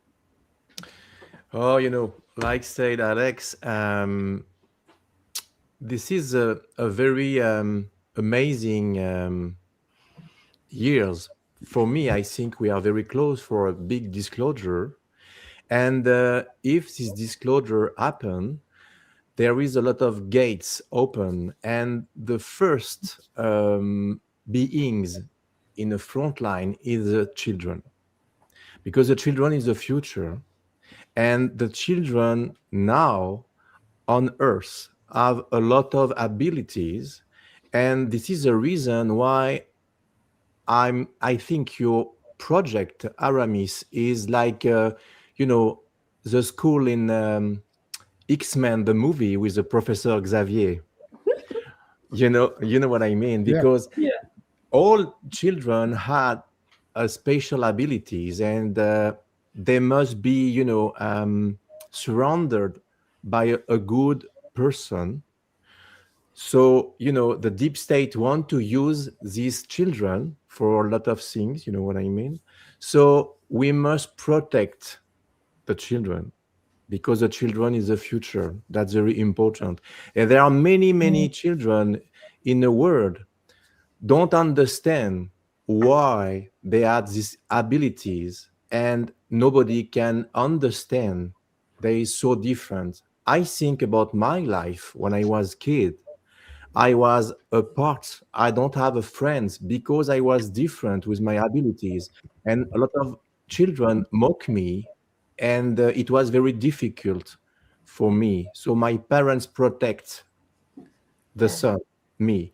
And now when I say your project, that's a very beautiful project, because you learn and you made a bridge between the children with the animals, like a dolphin, like a horse, like a dog, like, the animals is so precious for humanity, because we can learn from the animals and we can learn from telepathy. And with your school, you can access and develop telekinesis and a lot of things, because all children have this, and they must access and develop and more powerful. If they don't have people close to these children and understand, that's not good. But your project is so amazing, my friend, because I think it's not only a project, it's a project for humanity, you know? Yeah. So I'm so proud of you for this project, because my wife, Melanie, had the same project since a few years, and we talked together. And when we saw your project, we were very emotional, because it exactly the same project, a school for develop abilities of children, protect children. And it's like Aramis. So congratulations for your project, first of all. Thank you so much. I really appreciate that. Yeah, I have goosebumps. I know. Yeah, that's actually a point I wanted to bring up earlier. Is it's not just like the struggling children; they're struggling for a reason, Mhm. and it's because, well, for one, everyone learns uniquely, right? But also, the reason they're struggling is because they're being forced to suppress these abilities. And like, this isn't just a school. It's it's not going to be like Harry Potter where that's all they do. It's education. You're working with animals and nature and all this stuff, and gardening and health, but at the same time, it allows children to lean in and discover their abilities, because a lot of times they don't really even know what it is that what they excel in, and they don't learn that until later on in life, and then it's very confusing. But if someone's there to hold their hand through that process and assist them at an early age, imagine what the future will hold for all of us. And I just think, what you said is amazing, and I really do think that that's another aspect we haven't covered yet tonight. So thank you for bringing that to the table. And what Abby said earlier about the bathroom thing and the iPad and all that, I'm thinking to myself, like, I heard a phrase one time: only the devil can complicate a handshake. Yes. Like, You know what? Sorry, me to cut you. Yeah. I be careful what I say, because everything, every word, each word is analyzed, but you understand what I mean. So during these 2 or 3 years of darkness, everyone must stay in house, and there is you know what I mean? It was the plan to stop the awakening of human, and in particular children, because they want at this moment to children, because the children awake, and this is a new generation. So if you killed this this powerful of awaken, you kill the future. So your project, my friend, is a bomb, because you are the hope of humanity with your project. Seriously. Yeah. Wow. The hope of humanity. Wow. I'm going to make a t-shirt. Yes. Hey, yes. that is Under the Aramis logo, I'll put the hope of humanity down at the bottom. Exactly. But in all serious though, Jean-Charles and Alex, and I'm curious to hear your opinion too, Alex. My biggest platform, my biggest issue, is the labeling of these children. And I am telling you, despite these things and the 3D interference and the poisons and the toxins, yes, that all lowers the vibration even more and suppresses. But I'm telling you that these children are different for a reason. They are not hyperactive because they are trying to be a pain in the butt. They are hyperactive because they are multidimensional. We are not supposed to sit still in a classroom on a chair for 6 hours being lectured at under fluorescent lighting, memorizing and not learning anything. They're trying to tell us, hey, I need to be outside. I need to ground. They know innately what they're supposed to be doing. and everything is wrong. We have voice to skull technology. We have grid systems around these schools. The children are being indoctrinated, and really against their will. But the children of today are standing up and they're saying, I have had enough. And that's why they won't look at you in the eyes. That's why they were refusing to speak. And there are so many nonverbal children. That's why they are being labeled with autism or Asperger's, because they're so intelligent. They're off the charts intelligent. They're so innovative that they're proving their teachers wrong, because the teachers don't know what to do with them, because they're so much more intelligent than they are, and they're beyond the curriculum. So we need to update the education system so that children have an opportunity, number one, to be themselves. Number two, not to be afraid to explore their gifts. And number three, to be in a sacred, safe environment where they can thrive. And we have mentors, and I'm going to say it, I'm a guardian and a divine mom. I will make sure they are safe to do what they are here to do. And that is to discover, rediscover, and activate their innate knowledge, wisdom, and gifts. They are our greatest teachers. But like Lily said something really important at the beginning of the show, it's up to us. If I don't do this, if we don't do this for them, who's going to do it?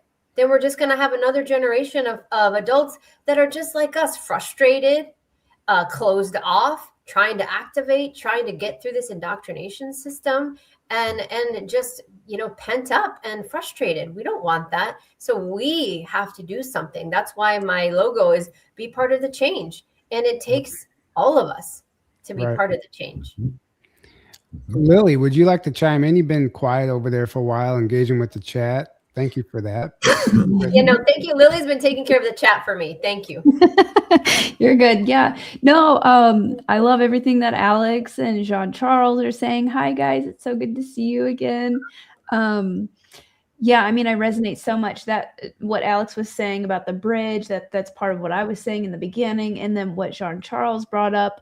Because so if I have a child, and I'm interested in this for myself, I want training on intuition, on discernment, on special gifts and abilities. How do we heal with our hands? Like, that's where we're moving into. And the children coming in now, I mean, I can't even imagine the children who are going to be coming in over the next 10 years, but the ones now are even so special. So I'm glad that you brought that up. That was something I wanted to bring up a little bit earlier, but I didn't get a chance to chime in. I love superpowers, and we all have them. And with the age that we're in, discernment's really important, and intuition is our best ally and our best friend.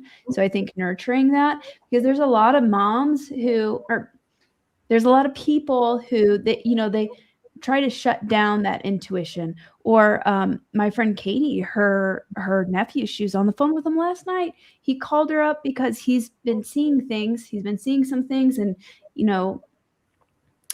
other people will kind of shut that down. Oh no, you're just making stuff up or whatever. So he talked to Katie, and she was kind of coaching him through it. Here's what you can do. Like, we need people who understand the spiritual and multidimensional world, because it's all around us, and the veil's getting thinner and thinner. So that's what I would like to chime in. I think that's incredibly important. Well, and that's what Alex is doing, right? Like, we need to teach the adults what I can't just open up learning centers and teach children metaphysics and esoteric subjects where the parents are like, what the heck are you doing? So the adults are asking for it too. I mean, I get I'll ask all the time, can you teach me these children's classes? Can the adults join in? So Alex is doing that with his 5DU Academy. The adults need to learn too, because if the adults don't understand, they're not going to understand what their children are doing, and they're not going to get it. Sherry, I think this is a good time to remind people where to donate, and maybe even go through some of the raffle prizes again for everyone who wasn't here. I think that's important, because people are asking about it in the chat. They don't know about it. So if they're not going to watch the replay. You know what I did? I changed the link here because it's so much easier to remember. If you go to aramiscreativelearning.com/donate, it takes you to the same PayPal donation link, because someone asked, is it the same thing? It's just easier for people to copy and paste that than that whole long PayPal donation link. So that's why I did that. So just go to aramiscreativelearning.com, and it's so easy to find the donation link there. I won't go through the slideshow of the prizes again, but I will tell you that we have 22 prizes ranging from a tarot card reading sessions, biofeedback sessions, telemedicine, holistic veterinary session with a good friend of mine who's an amazing holistic vet. Laura Van Tyne's offering a spiritual coaching session. Abby Lynn is doing a voice alchemy session. We have the Michael Jordan championship, Chicago Bulls championship autographed ring replica picture. Isha, which is supposed to be here this evening. I don't know what happened to her, so I hope she's okay. She's donating a session. There we have 2 tickets available to go to Journey to Truth in Hawaii, paid for not their flights, but to go to for the week.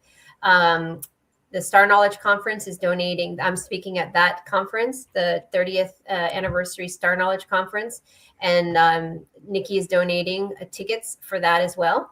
And I'm also speaking at the Mount Shasta event in July, along with Lily and many others. And Jonathan is also offering 1 free ticket. So there's iridology, so many beautiful prizes. I did a video on my website and slideshow. It's on my Facebook, and it's also in the description below. We also have tons of other prizes for our charity events coming up in person here in Palm Beach. We have 2 coming up. So we have other donations from Michael Jaco, Jessica Jones, and many others that are more physical items that we will have in person. So I think that covers it. Yeah, and really quickly, also maybe share the picture on how they win a prize, and so explain that process one more time. So, well, I can do it too. Whenever you donate, but can you do it, because I took it out? Okay, so whenever you donate, anybody that wants to donate through the PayPal link or the link that you see there on the screen, aramiscreativelearning.com, for every $10 you spend in donations, every $10 equals 1 ticket, 1 raffle ticket. And you'll be entered as many, if $100 is 10 raffle tickets. And there's going to be a prompt whenever you donate to pick the top 3 items that you're interested in. And that's how it will be decided who wins what prize. And it'll go by order of operation, whatever is available by the time it gets to you. If it's number 1, 2, or 3 on your list, that's how it works. So everyone who is in the chat, any donation is greatly appreciated. If you want to donate and you're not interested in the prize and you just want to leave the prizes for other people, you can just put prize not required in your donation, and we greatly appreciate that. Everything is for investing in humanity or hope for the future. Like John Charles said, this is a very big movement, and it's going to take all of us, like Lily said, and it's truly a collective movement. We can't do it alone. Sherry is taking this on, and it takes a team. Something like this takes a big team and a lot of support. So I just wanted to throw that out there before we move on. Yes, thank you. There's so much to say, so much to get through, so many beautiful guests. I want to thank you, Alex and Jean-Charles. We have 3 more amazing guests ready to come in. I don't want to keep them waiting too much longer. Thank you for everybody that's watching, that's donating. I am so filled with love and gratitude right now. My heart is exploding. I'm trying to keep it together. So thank God Tyler is helping me through this right now, because I'm trying not to cry. I'm so excited. Thank you, my beautiful friends, Jean-Charles. I hope to see you soon at the opening. Alex, I hope to see you at the May 16th event. You better be there. You're not too far away. Please come. That's right. You're welcome to hang out too if you'd like. But I'm going to go ahead and bring in our next guests. My dear friend, Michael Jaco, and Scott McKay, and Sasha Stone. Welcome. Hi, Michael. Hi, Sasha. Hey, Jean. Welcome. Nice to see you there, brother. Yeah. Oh my Sherry, God. did you intentionally do the first half of the show all feminine, the last half all I did masculine? not. No, actually, I did not. I did not do that at all. But I just want to share something to start really quickly. Michael Jaco, I can say you're my friend. We have known each other for, 5 years now. And I just want to share something really special. Michael Jaco and I have done 2 workshops together. And in one of the workshops, he did a remote viewing guided meditation. You'll remember this story. This is the first workshop we did together. Actually, we've done 3. My goodness. It was the first time we worked together. And he did a meditation. And of course, I went off in my own world, and he was guiding people to somewhere, and I was off in my own world. The point of the story is I came out and I was bawling, and I had to share with Michael afterwards that the vision that I got, now, mind you, this was in 2022.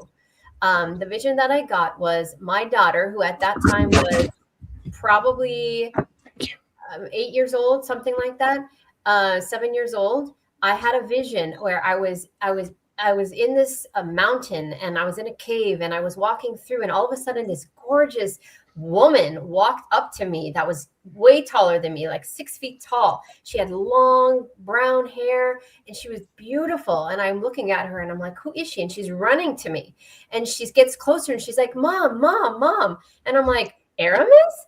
And she's like, Mom, we did it. We did it. And I'm like, what did we do? And she goes, Aramis is open all over the world. We did it. And I'm bawling in the middle of this banquet hall with hundreds of people, because my daughter was showing me the future of how we had done it, and everything worked out. And she was an adult, and I'm going to cry if I continue to talk about that. But Michael, you brought that out in me, and you don't even realize what you did for me, because that kept the momentum for me and the passion going for even till today. So thank you so much for that.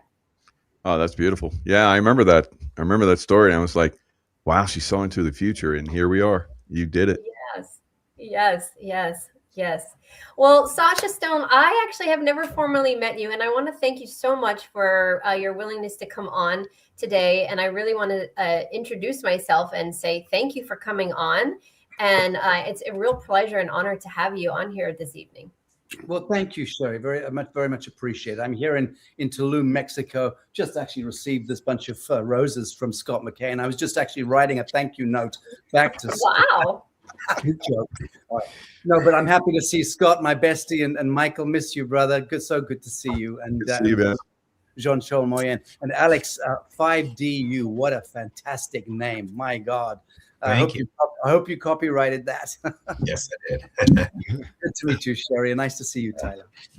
Yeah, you too. Yeah. So actually, Sasha, while you have the stage here, you're the founder of many organizations, including the New Earth Project. So I'm sure that you can probably relate to what Sherry's trying to create here. And maybe you could chime in and just let the audience know why you're supporting this mission for Sherry, and why, some encouraging words to help people understand why it's important to donate in this. Sure. I'm new to the conversation. I literally parachuted in about 7 minutes ago backstage and was listening in. But for me, the whole premise of typhonic consciousness, or consciousness of the unborn child, perinatal, bringing in consciousness and allowing our children, younger generations, to be the conduit to source is everything. Connected to the mechanics of ascension and how we now take our next evolutionary shift, a step towards upshift. So for me, anything and everything within this theater is very, very important. I mean, I need to learn a great deal more about the work of Sherry and the organization, but I would say anything connected to consciousness and to the children at this time is integral to our own salvation. So yeah, I'm again looking forward to learning more from you, Sherry. Oh, well, thank you, Sasha. I know you're not able to come to the May event, but we'll have our time together to sit down and chat a little bit more about the project. And Scott and I just had an interview recently, and I know, Scott, you know a lot about what I'm doing. Do you have any thoughts or your opinions about the education system and the work that I'm doing? Yeah, first I'd say I have met Sasha Stone in person, and it's far better than you can possibly imagine. So I just want you to brace for that impact when that day comes. Okay. And I'm always flattered because he listens a lot to my stuff, and he's adopted my style of communication, language, vernacular, and so it's very flattering. First, I'll say what I would like to say is look at this screen here. Look at these amazingly powerful people. What's so exciting is this is where we are in the world today. We, the people, are taking everything back from these guided structures of failure. And I'm so inspired by your story. And, we've had you on a couple of times, and it's amazing to me what you've been through in your life and what you've endured, and how your husband specifically helped you break through, this mountain of pain and suffering, and taken that and then transmuted that into this unbelievable education system. This is the anchor of how we change this planet. Obviously, we're in an ascension track, but the most angelic beings who are going to take this into that 1,000 years of bliss and rebuilding Eden, is this most powerful resource, and it's going to be handed over to, or this system is going to be handed to this new generation of live little beings. And I was having this vision. I was thinking, man, I hope, like, the things that are happening today in the precious metals world, I'm thinking, man, I hope silver goes to $1,000 an ounce like they're talking, because I'm going to lay $1 million into your lap and say, here, build one of these schools somewhere.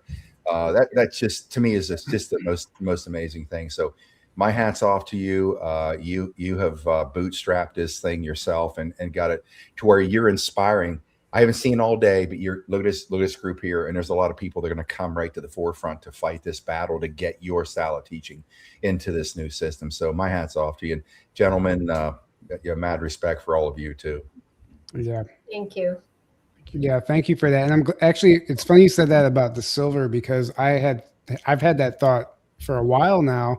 We're all waiting for this RV financial reset, whatever it looks like, XRP to pop, something, silver to get to $1,000. And I've thought the same thing. Like, if I was blessed to have something like that, just, overnight become abundant, I would absolutely do the same thing. Like, one of the first things I would do with that money is donate it into Sherry and other foundations like it that are going to support the children and the future of humanity.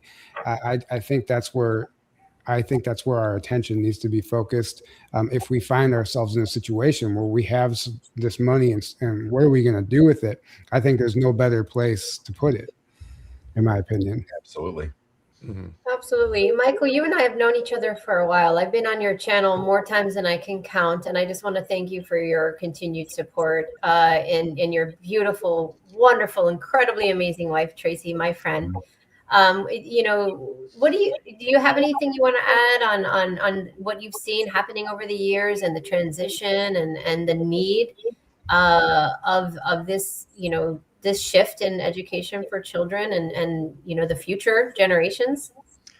Yeah, this school is definitely the future. My kids were small and to go to school, they would definitely be going to a school like this. No question about it. Now we've worked together, like you talked about, for a long time, and you have the talent, you have the capability to take people that are children that are multidimensional, high dimensional, that come in, star seeds and so forth. I believe that most of our children now are star seeds, and those that want to be like star seeds. So you're going to take them to that level, and I'm very, very excited that you're going to do that. And to be part of this is to be part of the future. And everyone that comes in and supports this helps to move this future, because it's our consciousness that really, makes this happen. It was your consciousness 5 years ago, your dream, your vision, and the future that you saw that brought this into the now reality. So that's where we want to have our focus now. We want to have that. We want to start to bring things into fruition, bring things into reality, because we're the creators.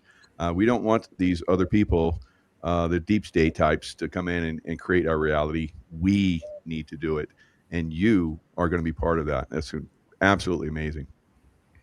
Thank you, Michael. I don't like talking politics. You guys know that about me. I like to keep it light. But having Sasha, Michael, and Scott on right now, and all of you, I'm just curious, without getting too specific, like, what are some of the world changes that we can talk about to our audience right now? Because a lot of people are in this fear mode, because there is a lot of chaos. So moving away from children for just a second, what are some words of encouragement that you guys can share that you're seeing to somehow showcase to people that we are moving forward, that things are positive, that we're moving in a positive direction despite the chaos, despite some setbacks. Like Michael, you are out every day talking on your show.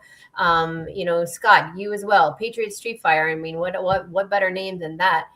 Sasha, I know you do the same. Like, what are some things that we can tell people watching to boost their confidence right now in the world, and that we are actually moving in the direction where these schools can come into fruition?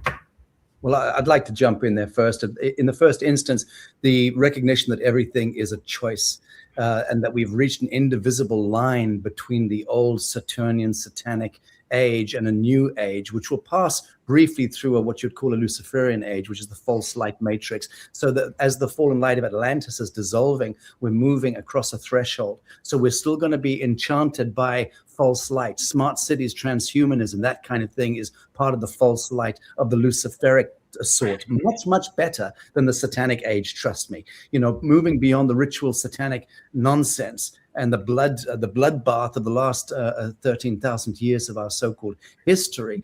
Now we move into this emergence, and we have a choice. So we can move through this brief intermission of false light, but we have a choice. We can absorb the new geometry of light, which is impacting us.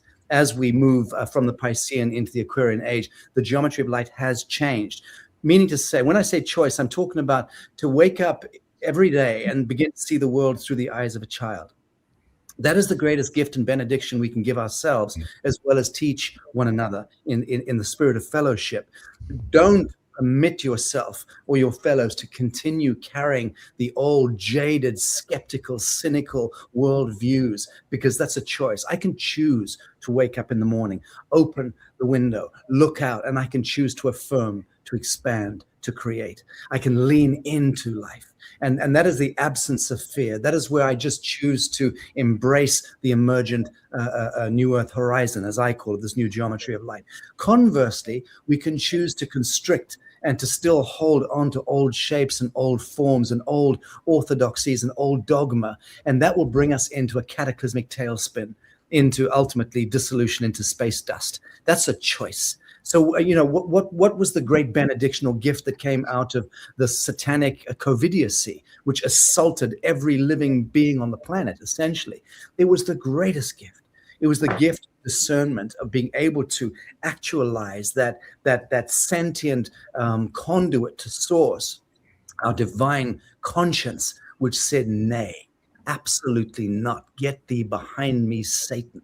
And those of us who knew it, felt it, embodied it, enacted it, manifested a new world beyond that satanic death grip, which was threatening to overtake us. I was with Michael Jaco, Scott McKay, and to some extent even Jean-Charles in the last few years on the front line, fighting that diabolical thrall, which was something out of an apocalyptic, Tolkien kind of novel. We all faced it. But we chose to lean into that storm. We chose to walk through that storm, not be pushed back by it or try and flee from it.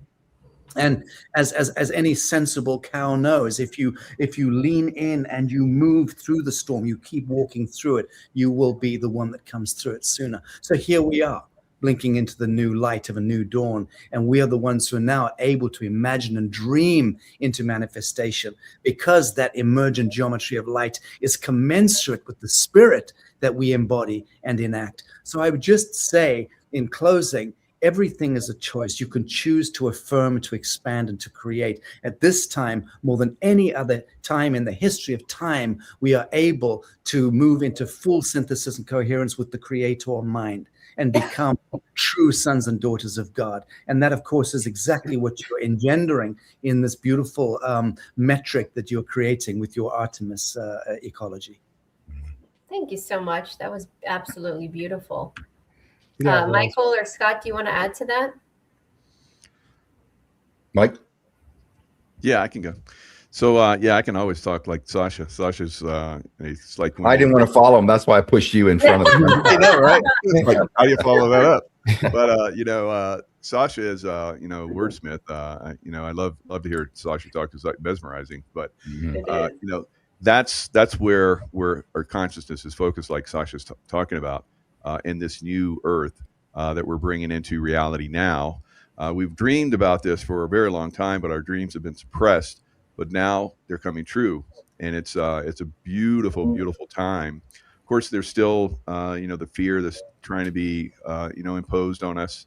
But those of us that are awakening, and I think that your school will do, Sherry, to help children not to even go there, to be the creative aspect that we all dreamed of, being when we were children, and that got hijacked.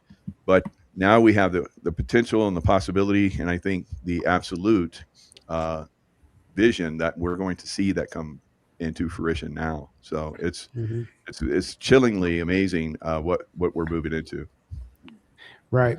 And I want to say something really quick, and then Scott, you can take it away, but something Sasha said about seeing the world through the eyes of a child. In fact, if you want to remind yourself why we need this change, is we put ourselves back in our inner child and remember what the world looked like through our eyes, right? We've all seen the world through the eyes of a child.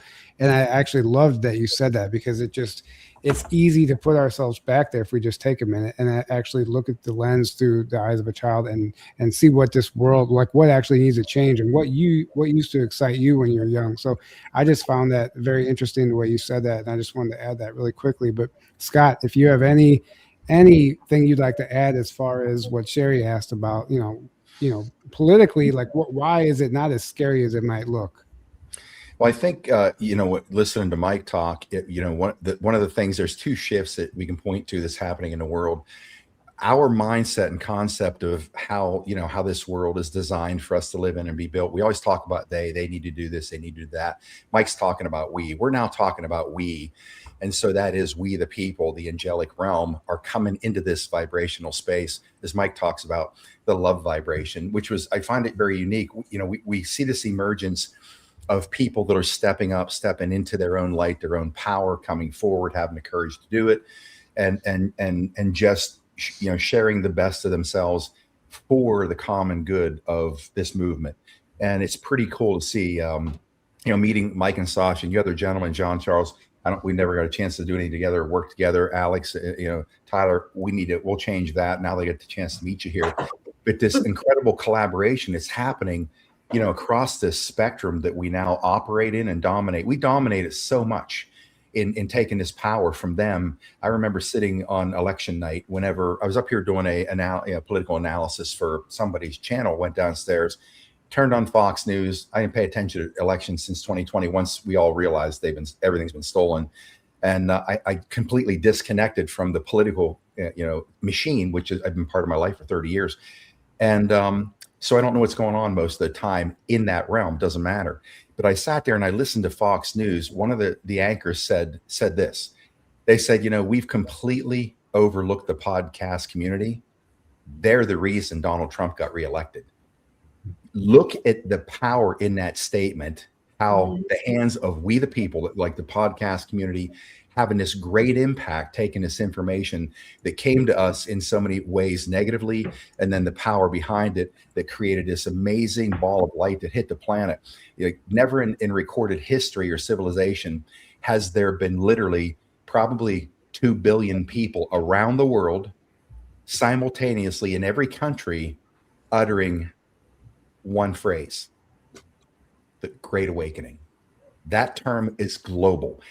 I think of any time in history where all of humanity has a vibrational connection, a conception when it's talking about the Great Awakening. This is what's so exciting about this planet, the shifts that are happening, the acquiescence to an idea like Sherry's. I mean, I can see we're all excited here. There's a massive vibration happening here. We're cheerleading you when we're not even with you, because this is what is going to tip the whole axis that we spin on, to where the power of the people and them coming into their own power and realizing I'm not just another human on the planet. There is something extremely special about me, about that person there, that girl there, that most don't even realize it, but they're slowly creeping into that light. And when that light's hitting people, they're looking, like realizing, wow, I didn't really know I could do this. That's why you have people at school board meetings overturning left-wing liberal school board meetings, people coming out and doing things in society, in everyday society, they never dreamed they would ever do, but they've been perpetuated by this inspiration that's hitting all of us. So I'm inspired every day to get up, no matter how tired we are. And, we're all working overtime every day, but when you get up, like somebody said to me, when you're chasing your dream, you don't need sleep. You have boundless energy. And look what we do now, all of us. In 10 years ago, we're doing our job, running our companies, hoping for a little time in the weekend, have a little enjoyment, and just not reveling in the work. This work, we all revel in, no matter how tired we are, how much travel we got to do. We want to get up every day and keep on doing it. That's the shift that's happening, I think, in society. It's really exciting to be a part of it. Amen to that. Yeah. Once you learn about what this world is, like, there's no going back. There's no going back. Like, this is all there is.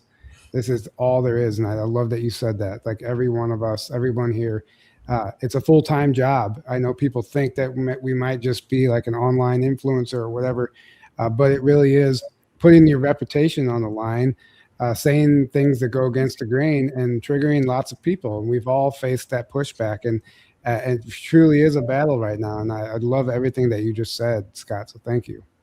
Absolutely. And, I believe we're all born with this beautiful light, this innate knowledge and wisdom that we come with through our spiritual blueprint. And these indoctrination camps, these factories that we call schools, which is this anagram for loosh, just this energy harvesting environment that our beautiful children come in with such ambition, such imagination, such creativity. And all of it is just squashed over time by memorization, it's like the opposite of pursuit of knowledge. It's just memorization and do what you're told and follow the leader in front of you and suppress. And your opinion doesn't matter. And the light just diminishes over time, and we forget who we are, and we forget what our power is, because we feel like we need to be like everyone else. And if we don't fit in the box of society that they've created, the powers that were deemed that is what is appropriate, then there's absolutely something wrong with me, and I need to be medicated, or I need to be divided again with placed in a separate space. And that is wrong. And our children generations have been growing up that way, feeling like there's something wrong with them. And it started with the black sheeps, those that ended up in mental facilities because no one believed them. No one believed they were multidimensional beings that were timeline jumping and had this innate ability. They were looked down upon. And these children of today are saying, no, I've had enough of this. You listen to me, because I am here to teach you something. And if you just give me the opportunity, 5 minutes to speak my mind, you might learn something from me. And I will tell you, my children are my greatest teachers. And I believe that children are our mentors, our greatest mentors, because they are bringing in the ascended ancestral knowledge that they could have been our great grandparents that are coming back here to bring back that knowledge and innate wisdom. So they need to be provided a space, an opportunity, a learning environment where they can not only thrive, but be themselves and discover that wisdom within them without being ridiculed, without being labeled with autism and ADHD and put on medication and shamed. We are done with that. We are absolutely done with that. Humanity is done with that. And right now, right here with all of you and everyone watching and all the guests that came before and everyone that is supporting what I'm doing, and when I get on stage, whether it's in front of 50 people or 1,000 people, I am passionate and I don't back down, because somebody needs to protect these children. Somebody needs to be the divine mother, the divine father, the guardians of these children, to make sure that the next generations are set up to thrive and to be in the most beautiful sacred space, so we can shift the trajectory of the future of this planet, so that we truly can go into the golden era. Because that's what my book Starseeds and the Great Awakening is all about. But you have to have the courage to change. So it takes the courage of Tyler and Jean-Charles and Alex and Sasha and Michael and Scott and all the other beautiful guests and everybody watching this. If we do not have the courage to change, to reflect, to go within, and to embody the best version of ourselves that we possibly can be, then our children will not thrive because we will not set the foundation for them. And that is what this is all about. We need to step up. It's time. You are a direct indicator, as was the mama bears coming to the battlefield, that the divine feminine is rising on the planet. And that's where the power is coming from. And it's being driven by that. And I was so inspired to watch the mama bears come alive and say, if the men or hubbies or whoever aren't going to do it, sit down, get out of the way. We're going to war in this spiritual realm. And it was incredible to watch happen. And you doing these kind of things. And we need all hands on deck, every woman, all of her power, all the energies, the protective capacities of the men to guard that and let them unleash that returning power on the planet. It's now become an unstoppable force. Yeah. Well, we don't want to discount the men too. It is the divine masculine. We don't want the patriarchy anymore. We need the divine, beautiful masculine energy to come forward too. It's a unity. It's a balance of the divine, sacred, masculine and feminine. So we need our beautiful men to stand up, to protect, to guide, to support, but also be part of this transition process. Do something about it. Help our children, help your children, even if you don't have children. Do you care about the future of this planet? Blanket question. Doesn't matter if you have children or not. Do you care about the future of humanity? It's a yes or no question. If the answer to that is yes, then there's something you can do about it. If the answer is no, then I'm sorry, you're watching the wrong channel. You got to go to the next one. Something, John Charles brought it up, is the importance of what you're doing is the protection of the children. And I think what we're dealing with here is when parents learn about the education system and the potential of what could happen to their children being pulled out of school. We know all the horrific things that can happen. Creating a place where you can trust, where parents can trust to send their children, knowing that somebody's not going to come and pull them out of school. They're not being scouted for some secret program, whatever the case is. It's amazing that you're creating something, or that we're all creating something where parents can feel safe about sending their kid to this amazing creative learning center where they can wholeheartedly trust what's happening and trust that their child is getting the absolute best that we can offer, that you can offer. So I think that's one of the key things to consider here for anyone who is interested or on the fence about donating, is this is about protecting the children as well. This isn't just creating this amazing alternative learning system, but it's protecting the children and then therefore the future of humanity. No judgment. Important. Mm-hmm. And the best is yet to come. Right. Yeah, absolutely. Yeah. Mm-hmm. Well, we are at the top of the hour. I want to respect everyone's time. Obviously I'm fine to stay longer, but does anybody have anything that they want to say that's really just coming forward for them right now? Yeah, I'll happily jump in my closing pieces and my reflections on this conversation here. That and my prediction is that the children that you're most specifically concerned with and about, Sherry, are likely to be the demographic of children that will be the pioneers of the new geometry, the new calculus, the new physics. So certainly within the next 7 years, we will see that. Once this demographic of special children are incubated, stewarded in the right way, and given the right arena and containment, they are not treated as special in the derogatory sense, but special in the superluminal sense. They will be defining the new geometry, the new calculus, and the new physics. And when you talk about DNA being a fractal antenna to the star nations, well, again, these special kids are the ones who are more attuned to that conduit, connected to their star nation lineage. I hope, it is my earnest prayer and hope that generations to come, starting with this generation, will learn the craft of not speaking to children for the first few weeks after they've been born as babes. They ought to be held, they ought to be danced with, they ought to be sung to, they ought to be immersed in nature and in all the splendor of reality, but not the programmed syntax of Saturnian language. Emphasis international English language, which is the language of the devil, incidentally, if you understand true etymology and syntax. So the fact that we're programming kids with the goo goo gaga bullshit from the moment that they're born, that is dislocating and it completely inhibiting and cauterizing their capability to naturally connect to their star linguistics, their galactic linguistics, and bring those language forms into the earthly plane. If we did not program them in the first few weeks, but simply created sound around them, again, harmonic sound, frequency, light, and allowed them to remember and bring that in, we would take a quantum leap forward in our own remembrance of who and what we are as the galactic genome, and move very rapidly from Homo sapien to Homo luminous. The other thing I want to say, just in closing, is that we should have a conversation. As Scott only here amongst this group know, we just launched the New Earth Exchange 2 days ago, April the 1st. It's very exciting, but I need to have a conversation with you, Sherry. We can almost certainly list your program onto the New Earth Exchange and have it financed in a multiplicity of different ways in a very significant way.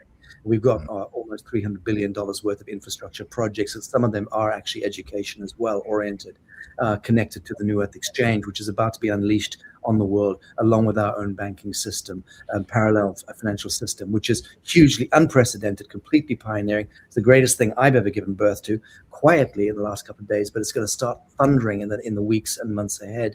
And I'd love to have that conversation, because with these New Earth micronations, jurisdictions, which we've begun negotiating in the last 2 years in different parts of the world, as we are creating these new jurisdictions where we can practice anything without the interference of third-party intervention of governments and of the FDA and AMA and the World Education Councils and the World Heredity, all of that third-party interventionist nonsense. Once that's out the way, you can have a clean canvas in order to springboard at a quantum pace your particular modality. And we would certainly be interested in having a dialogue with you and seeing where we can inculcate and incorporate Artemis learning into the micronations which are being seeded this year and moving on. But it's a huge multi-billion-dollar objective, be heavily financed to the extent that it needs to be. But let's have that conversation. Yeah. I would be honored, Sasha. So thank you so much for those beautiful words and your support and even wanting to do that. And so we'll talk offline about how we can work together. So thank you so much. Thank you, all of you, really. I'm just beyond. One last word for me. Yes, please, Michael. So the shutdown, of the educational system, which was started last year, is a very good indicator that we're moving into a very positive direction, and it adds to, your energy. We just saw, Artemis 2 just lift off on New Year's Day, April 1st, which they, made us believe was you were a fool if you didn't believe it was New Year's Day. It had been changed. So now we're seeing 50 years. I remember as a little boy, as a child, watching, the spaceman on the moon. I was just so enthralled by that. But we've seen a lot of the dark forces come in and hijack all of that. And now that's coming back. So this is a time of celebration. This is a time of renewal and a time when new things like Aramis Academy is going to start. It's beautiful. Yeah. Thank you, Michael. Mm-hmm. No coincidence they chose the new year to launch. I think it was delayed until that day intentionally. Yeah. Very good. Specifically for the energetic alignment, like April, there's a lot on the horizon here in April. So who knows what's around the corner. But yeah, that well said. Thank you. Can you imagine the education system we adults get to walk into when all those structures come down to start learning the truth of everything? We're going to be studying as hard as the new generations of children are, because it's going to be, I've predicted this for years, adults are going to want to sit in front of, let's say, an educational forum, i.e. today, a computer, for 8 hours a day. We couldn't stand being in school when we were kids because they made it what it is. But I think we're going to see adults every day are going to get up because they just want to go to their school 4 or 5 hours a day and have nothing coming at them but everything, the truth of the universe, of all things. I think it's just going to be an incredible daily experience. It's like reliving your whole life again, except now it's while we're rebuilding Eden. It's going to be just magnificent. Absolutely, Scott. Alex, any last words? Yeah, a few different thoughts from what we've been talking about so far. I loved what Michael was saying, and I'll piggyback on that as one of my comments about going to the moon. You know, there was a little boy from Fox News who was interviewed, and they said, "Well, you know, what do you think about all of this?" And he's like, "We're going to the moon. Like, what are you talking? It's so exciting. You know, like to be a visionary again is what America is all about." And I watched the interview with Benny Johnson interviewing the NASA director. And if you haven't seen it, it's worth watching. He's so passionate and so excited. And he had this vision since he's a little boy. And here he is in this position. And we're talking about moon bases and all these things that, you know, a generation or two ago, the kids used to look forward to. And, you know, your question earlier was about, is there something in terms of encouraging hope for people right now? And, you know, the White House came out with their app recently. And that is something I highly recommend looking into because it's tracking all of the wins that are happening very tangibly. And it's clearly the most transparent administration that we've ever had. So all of this to say that we're dismantling the old as we're ushering in the new.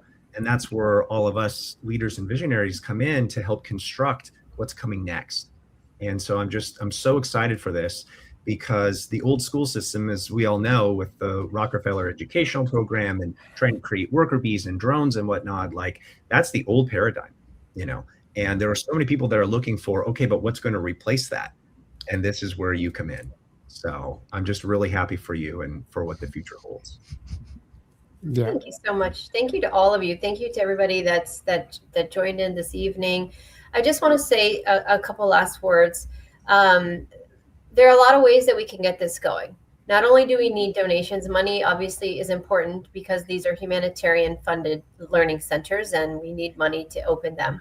But just like I said the other night on Lily's channel, is that the way that people can really help me to get this going on top of the money, and especially for those that barely are making it by and don't have anything to donate.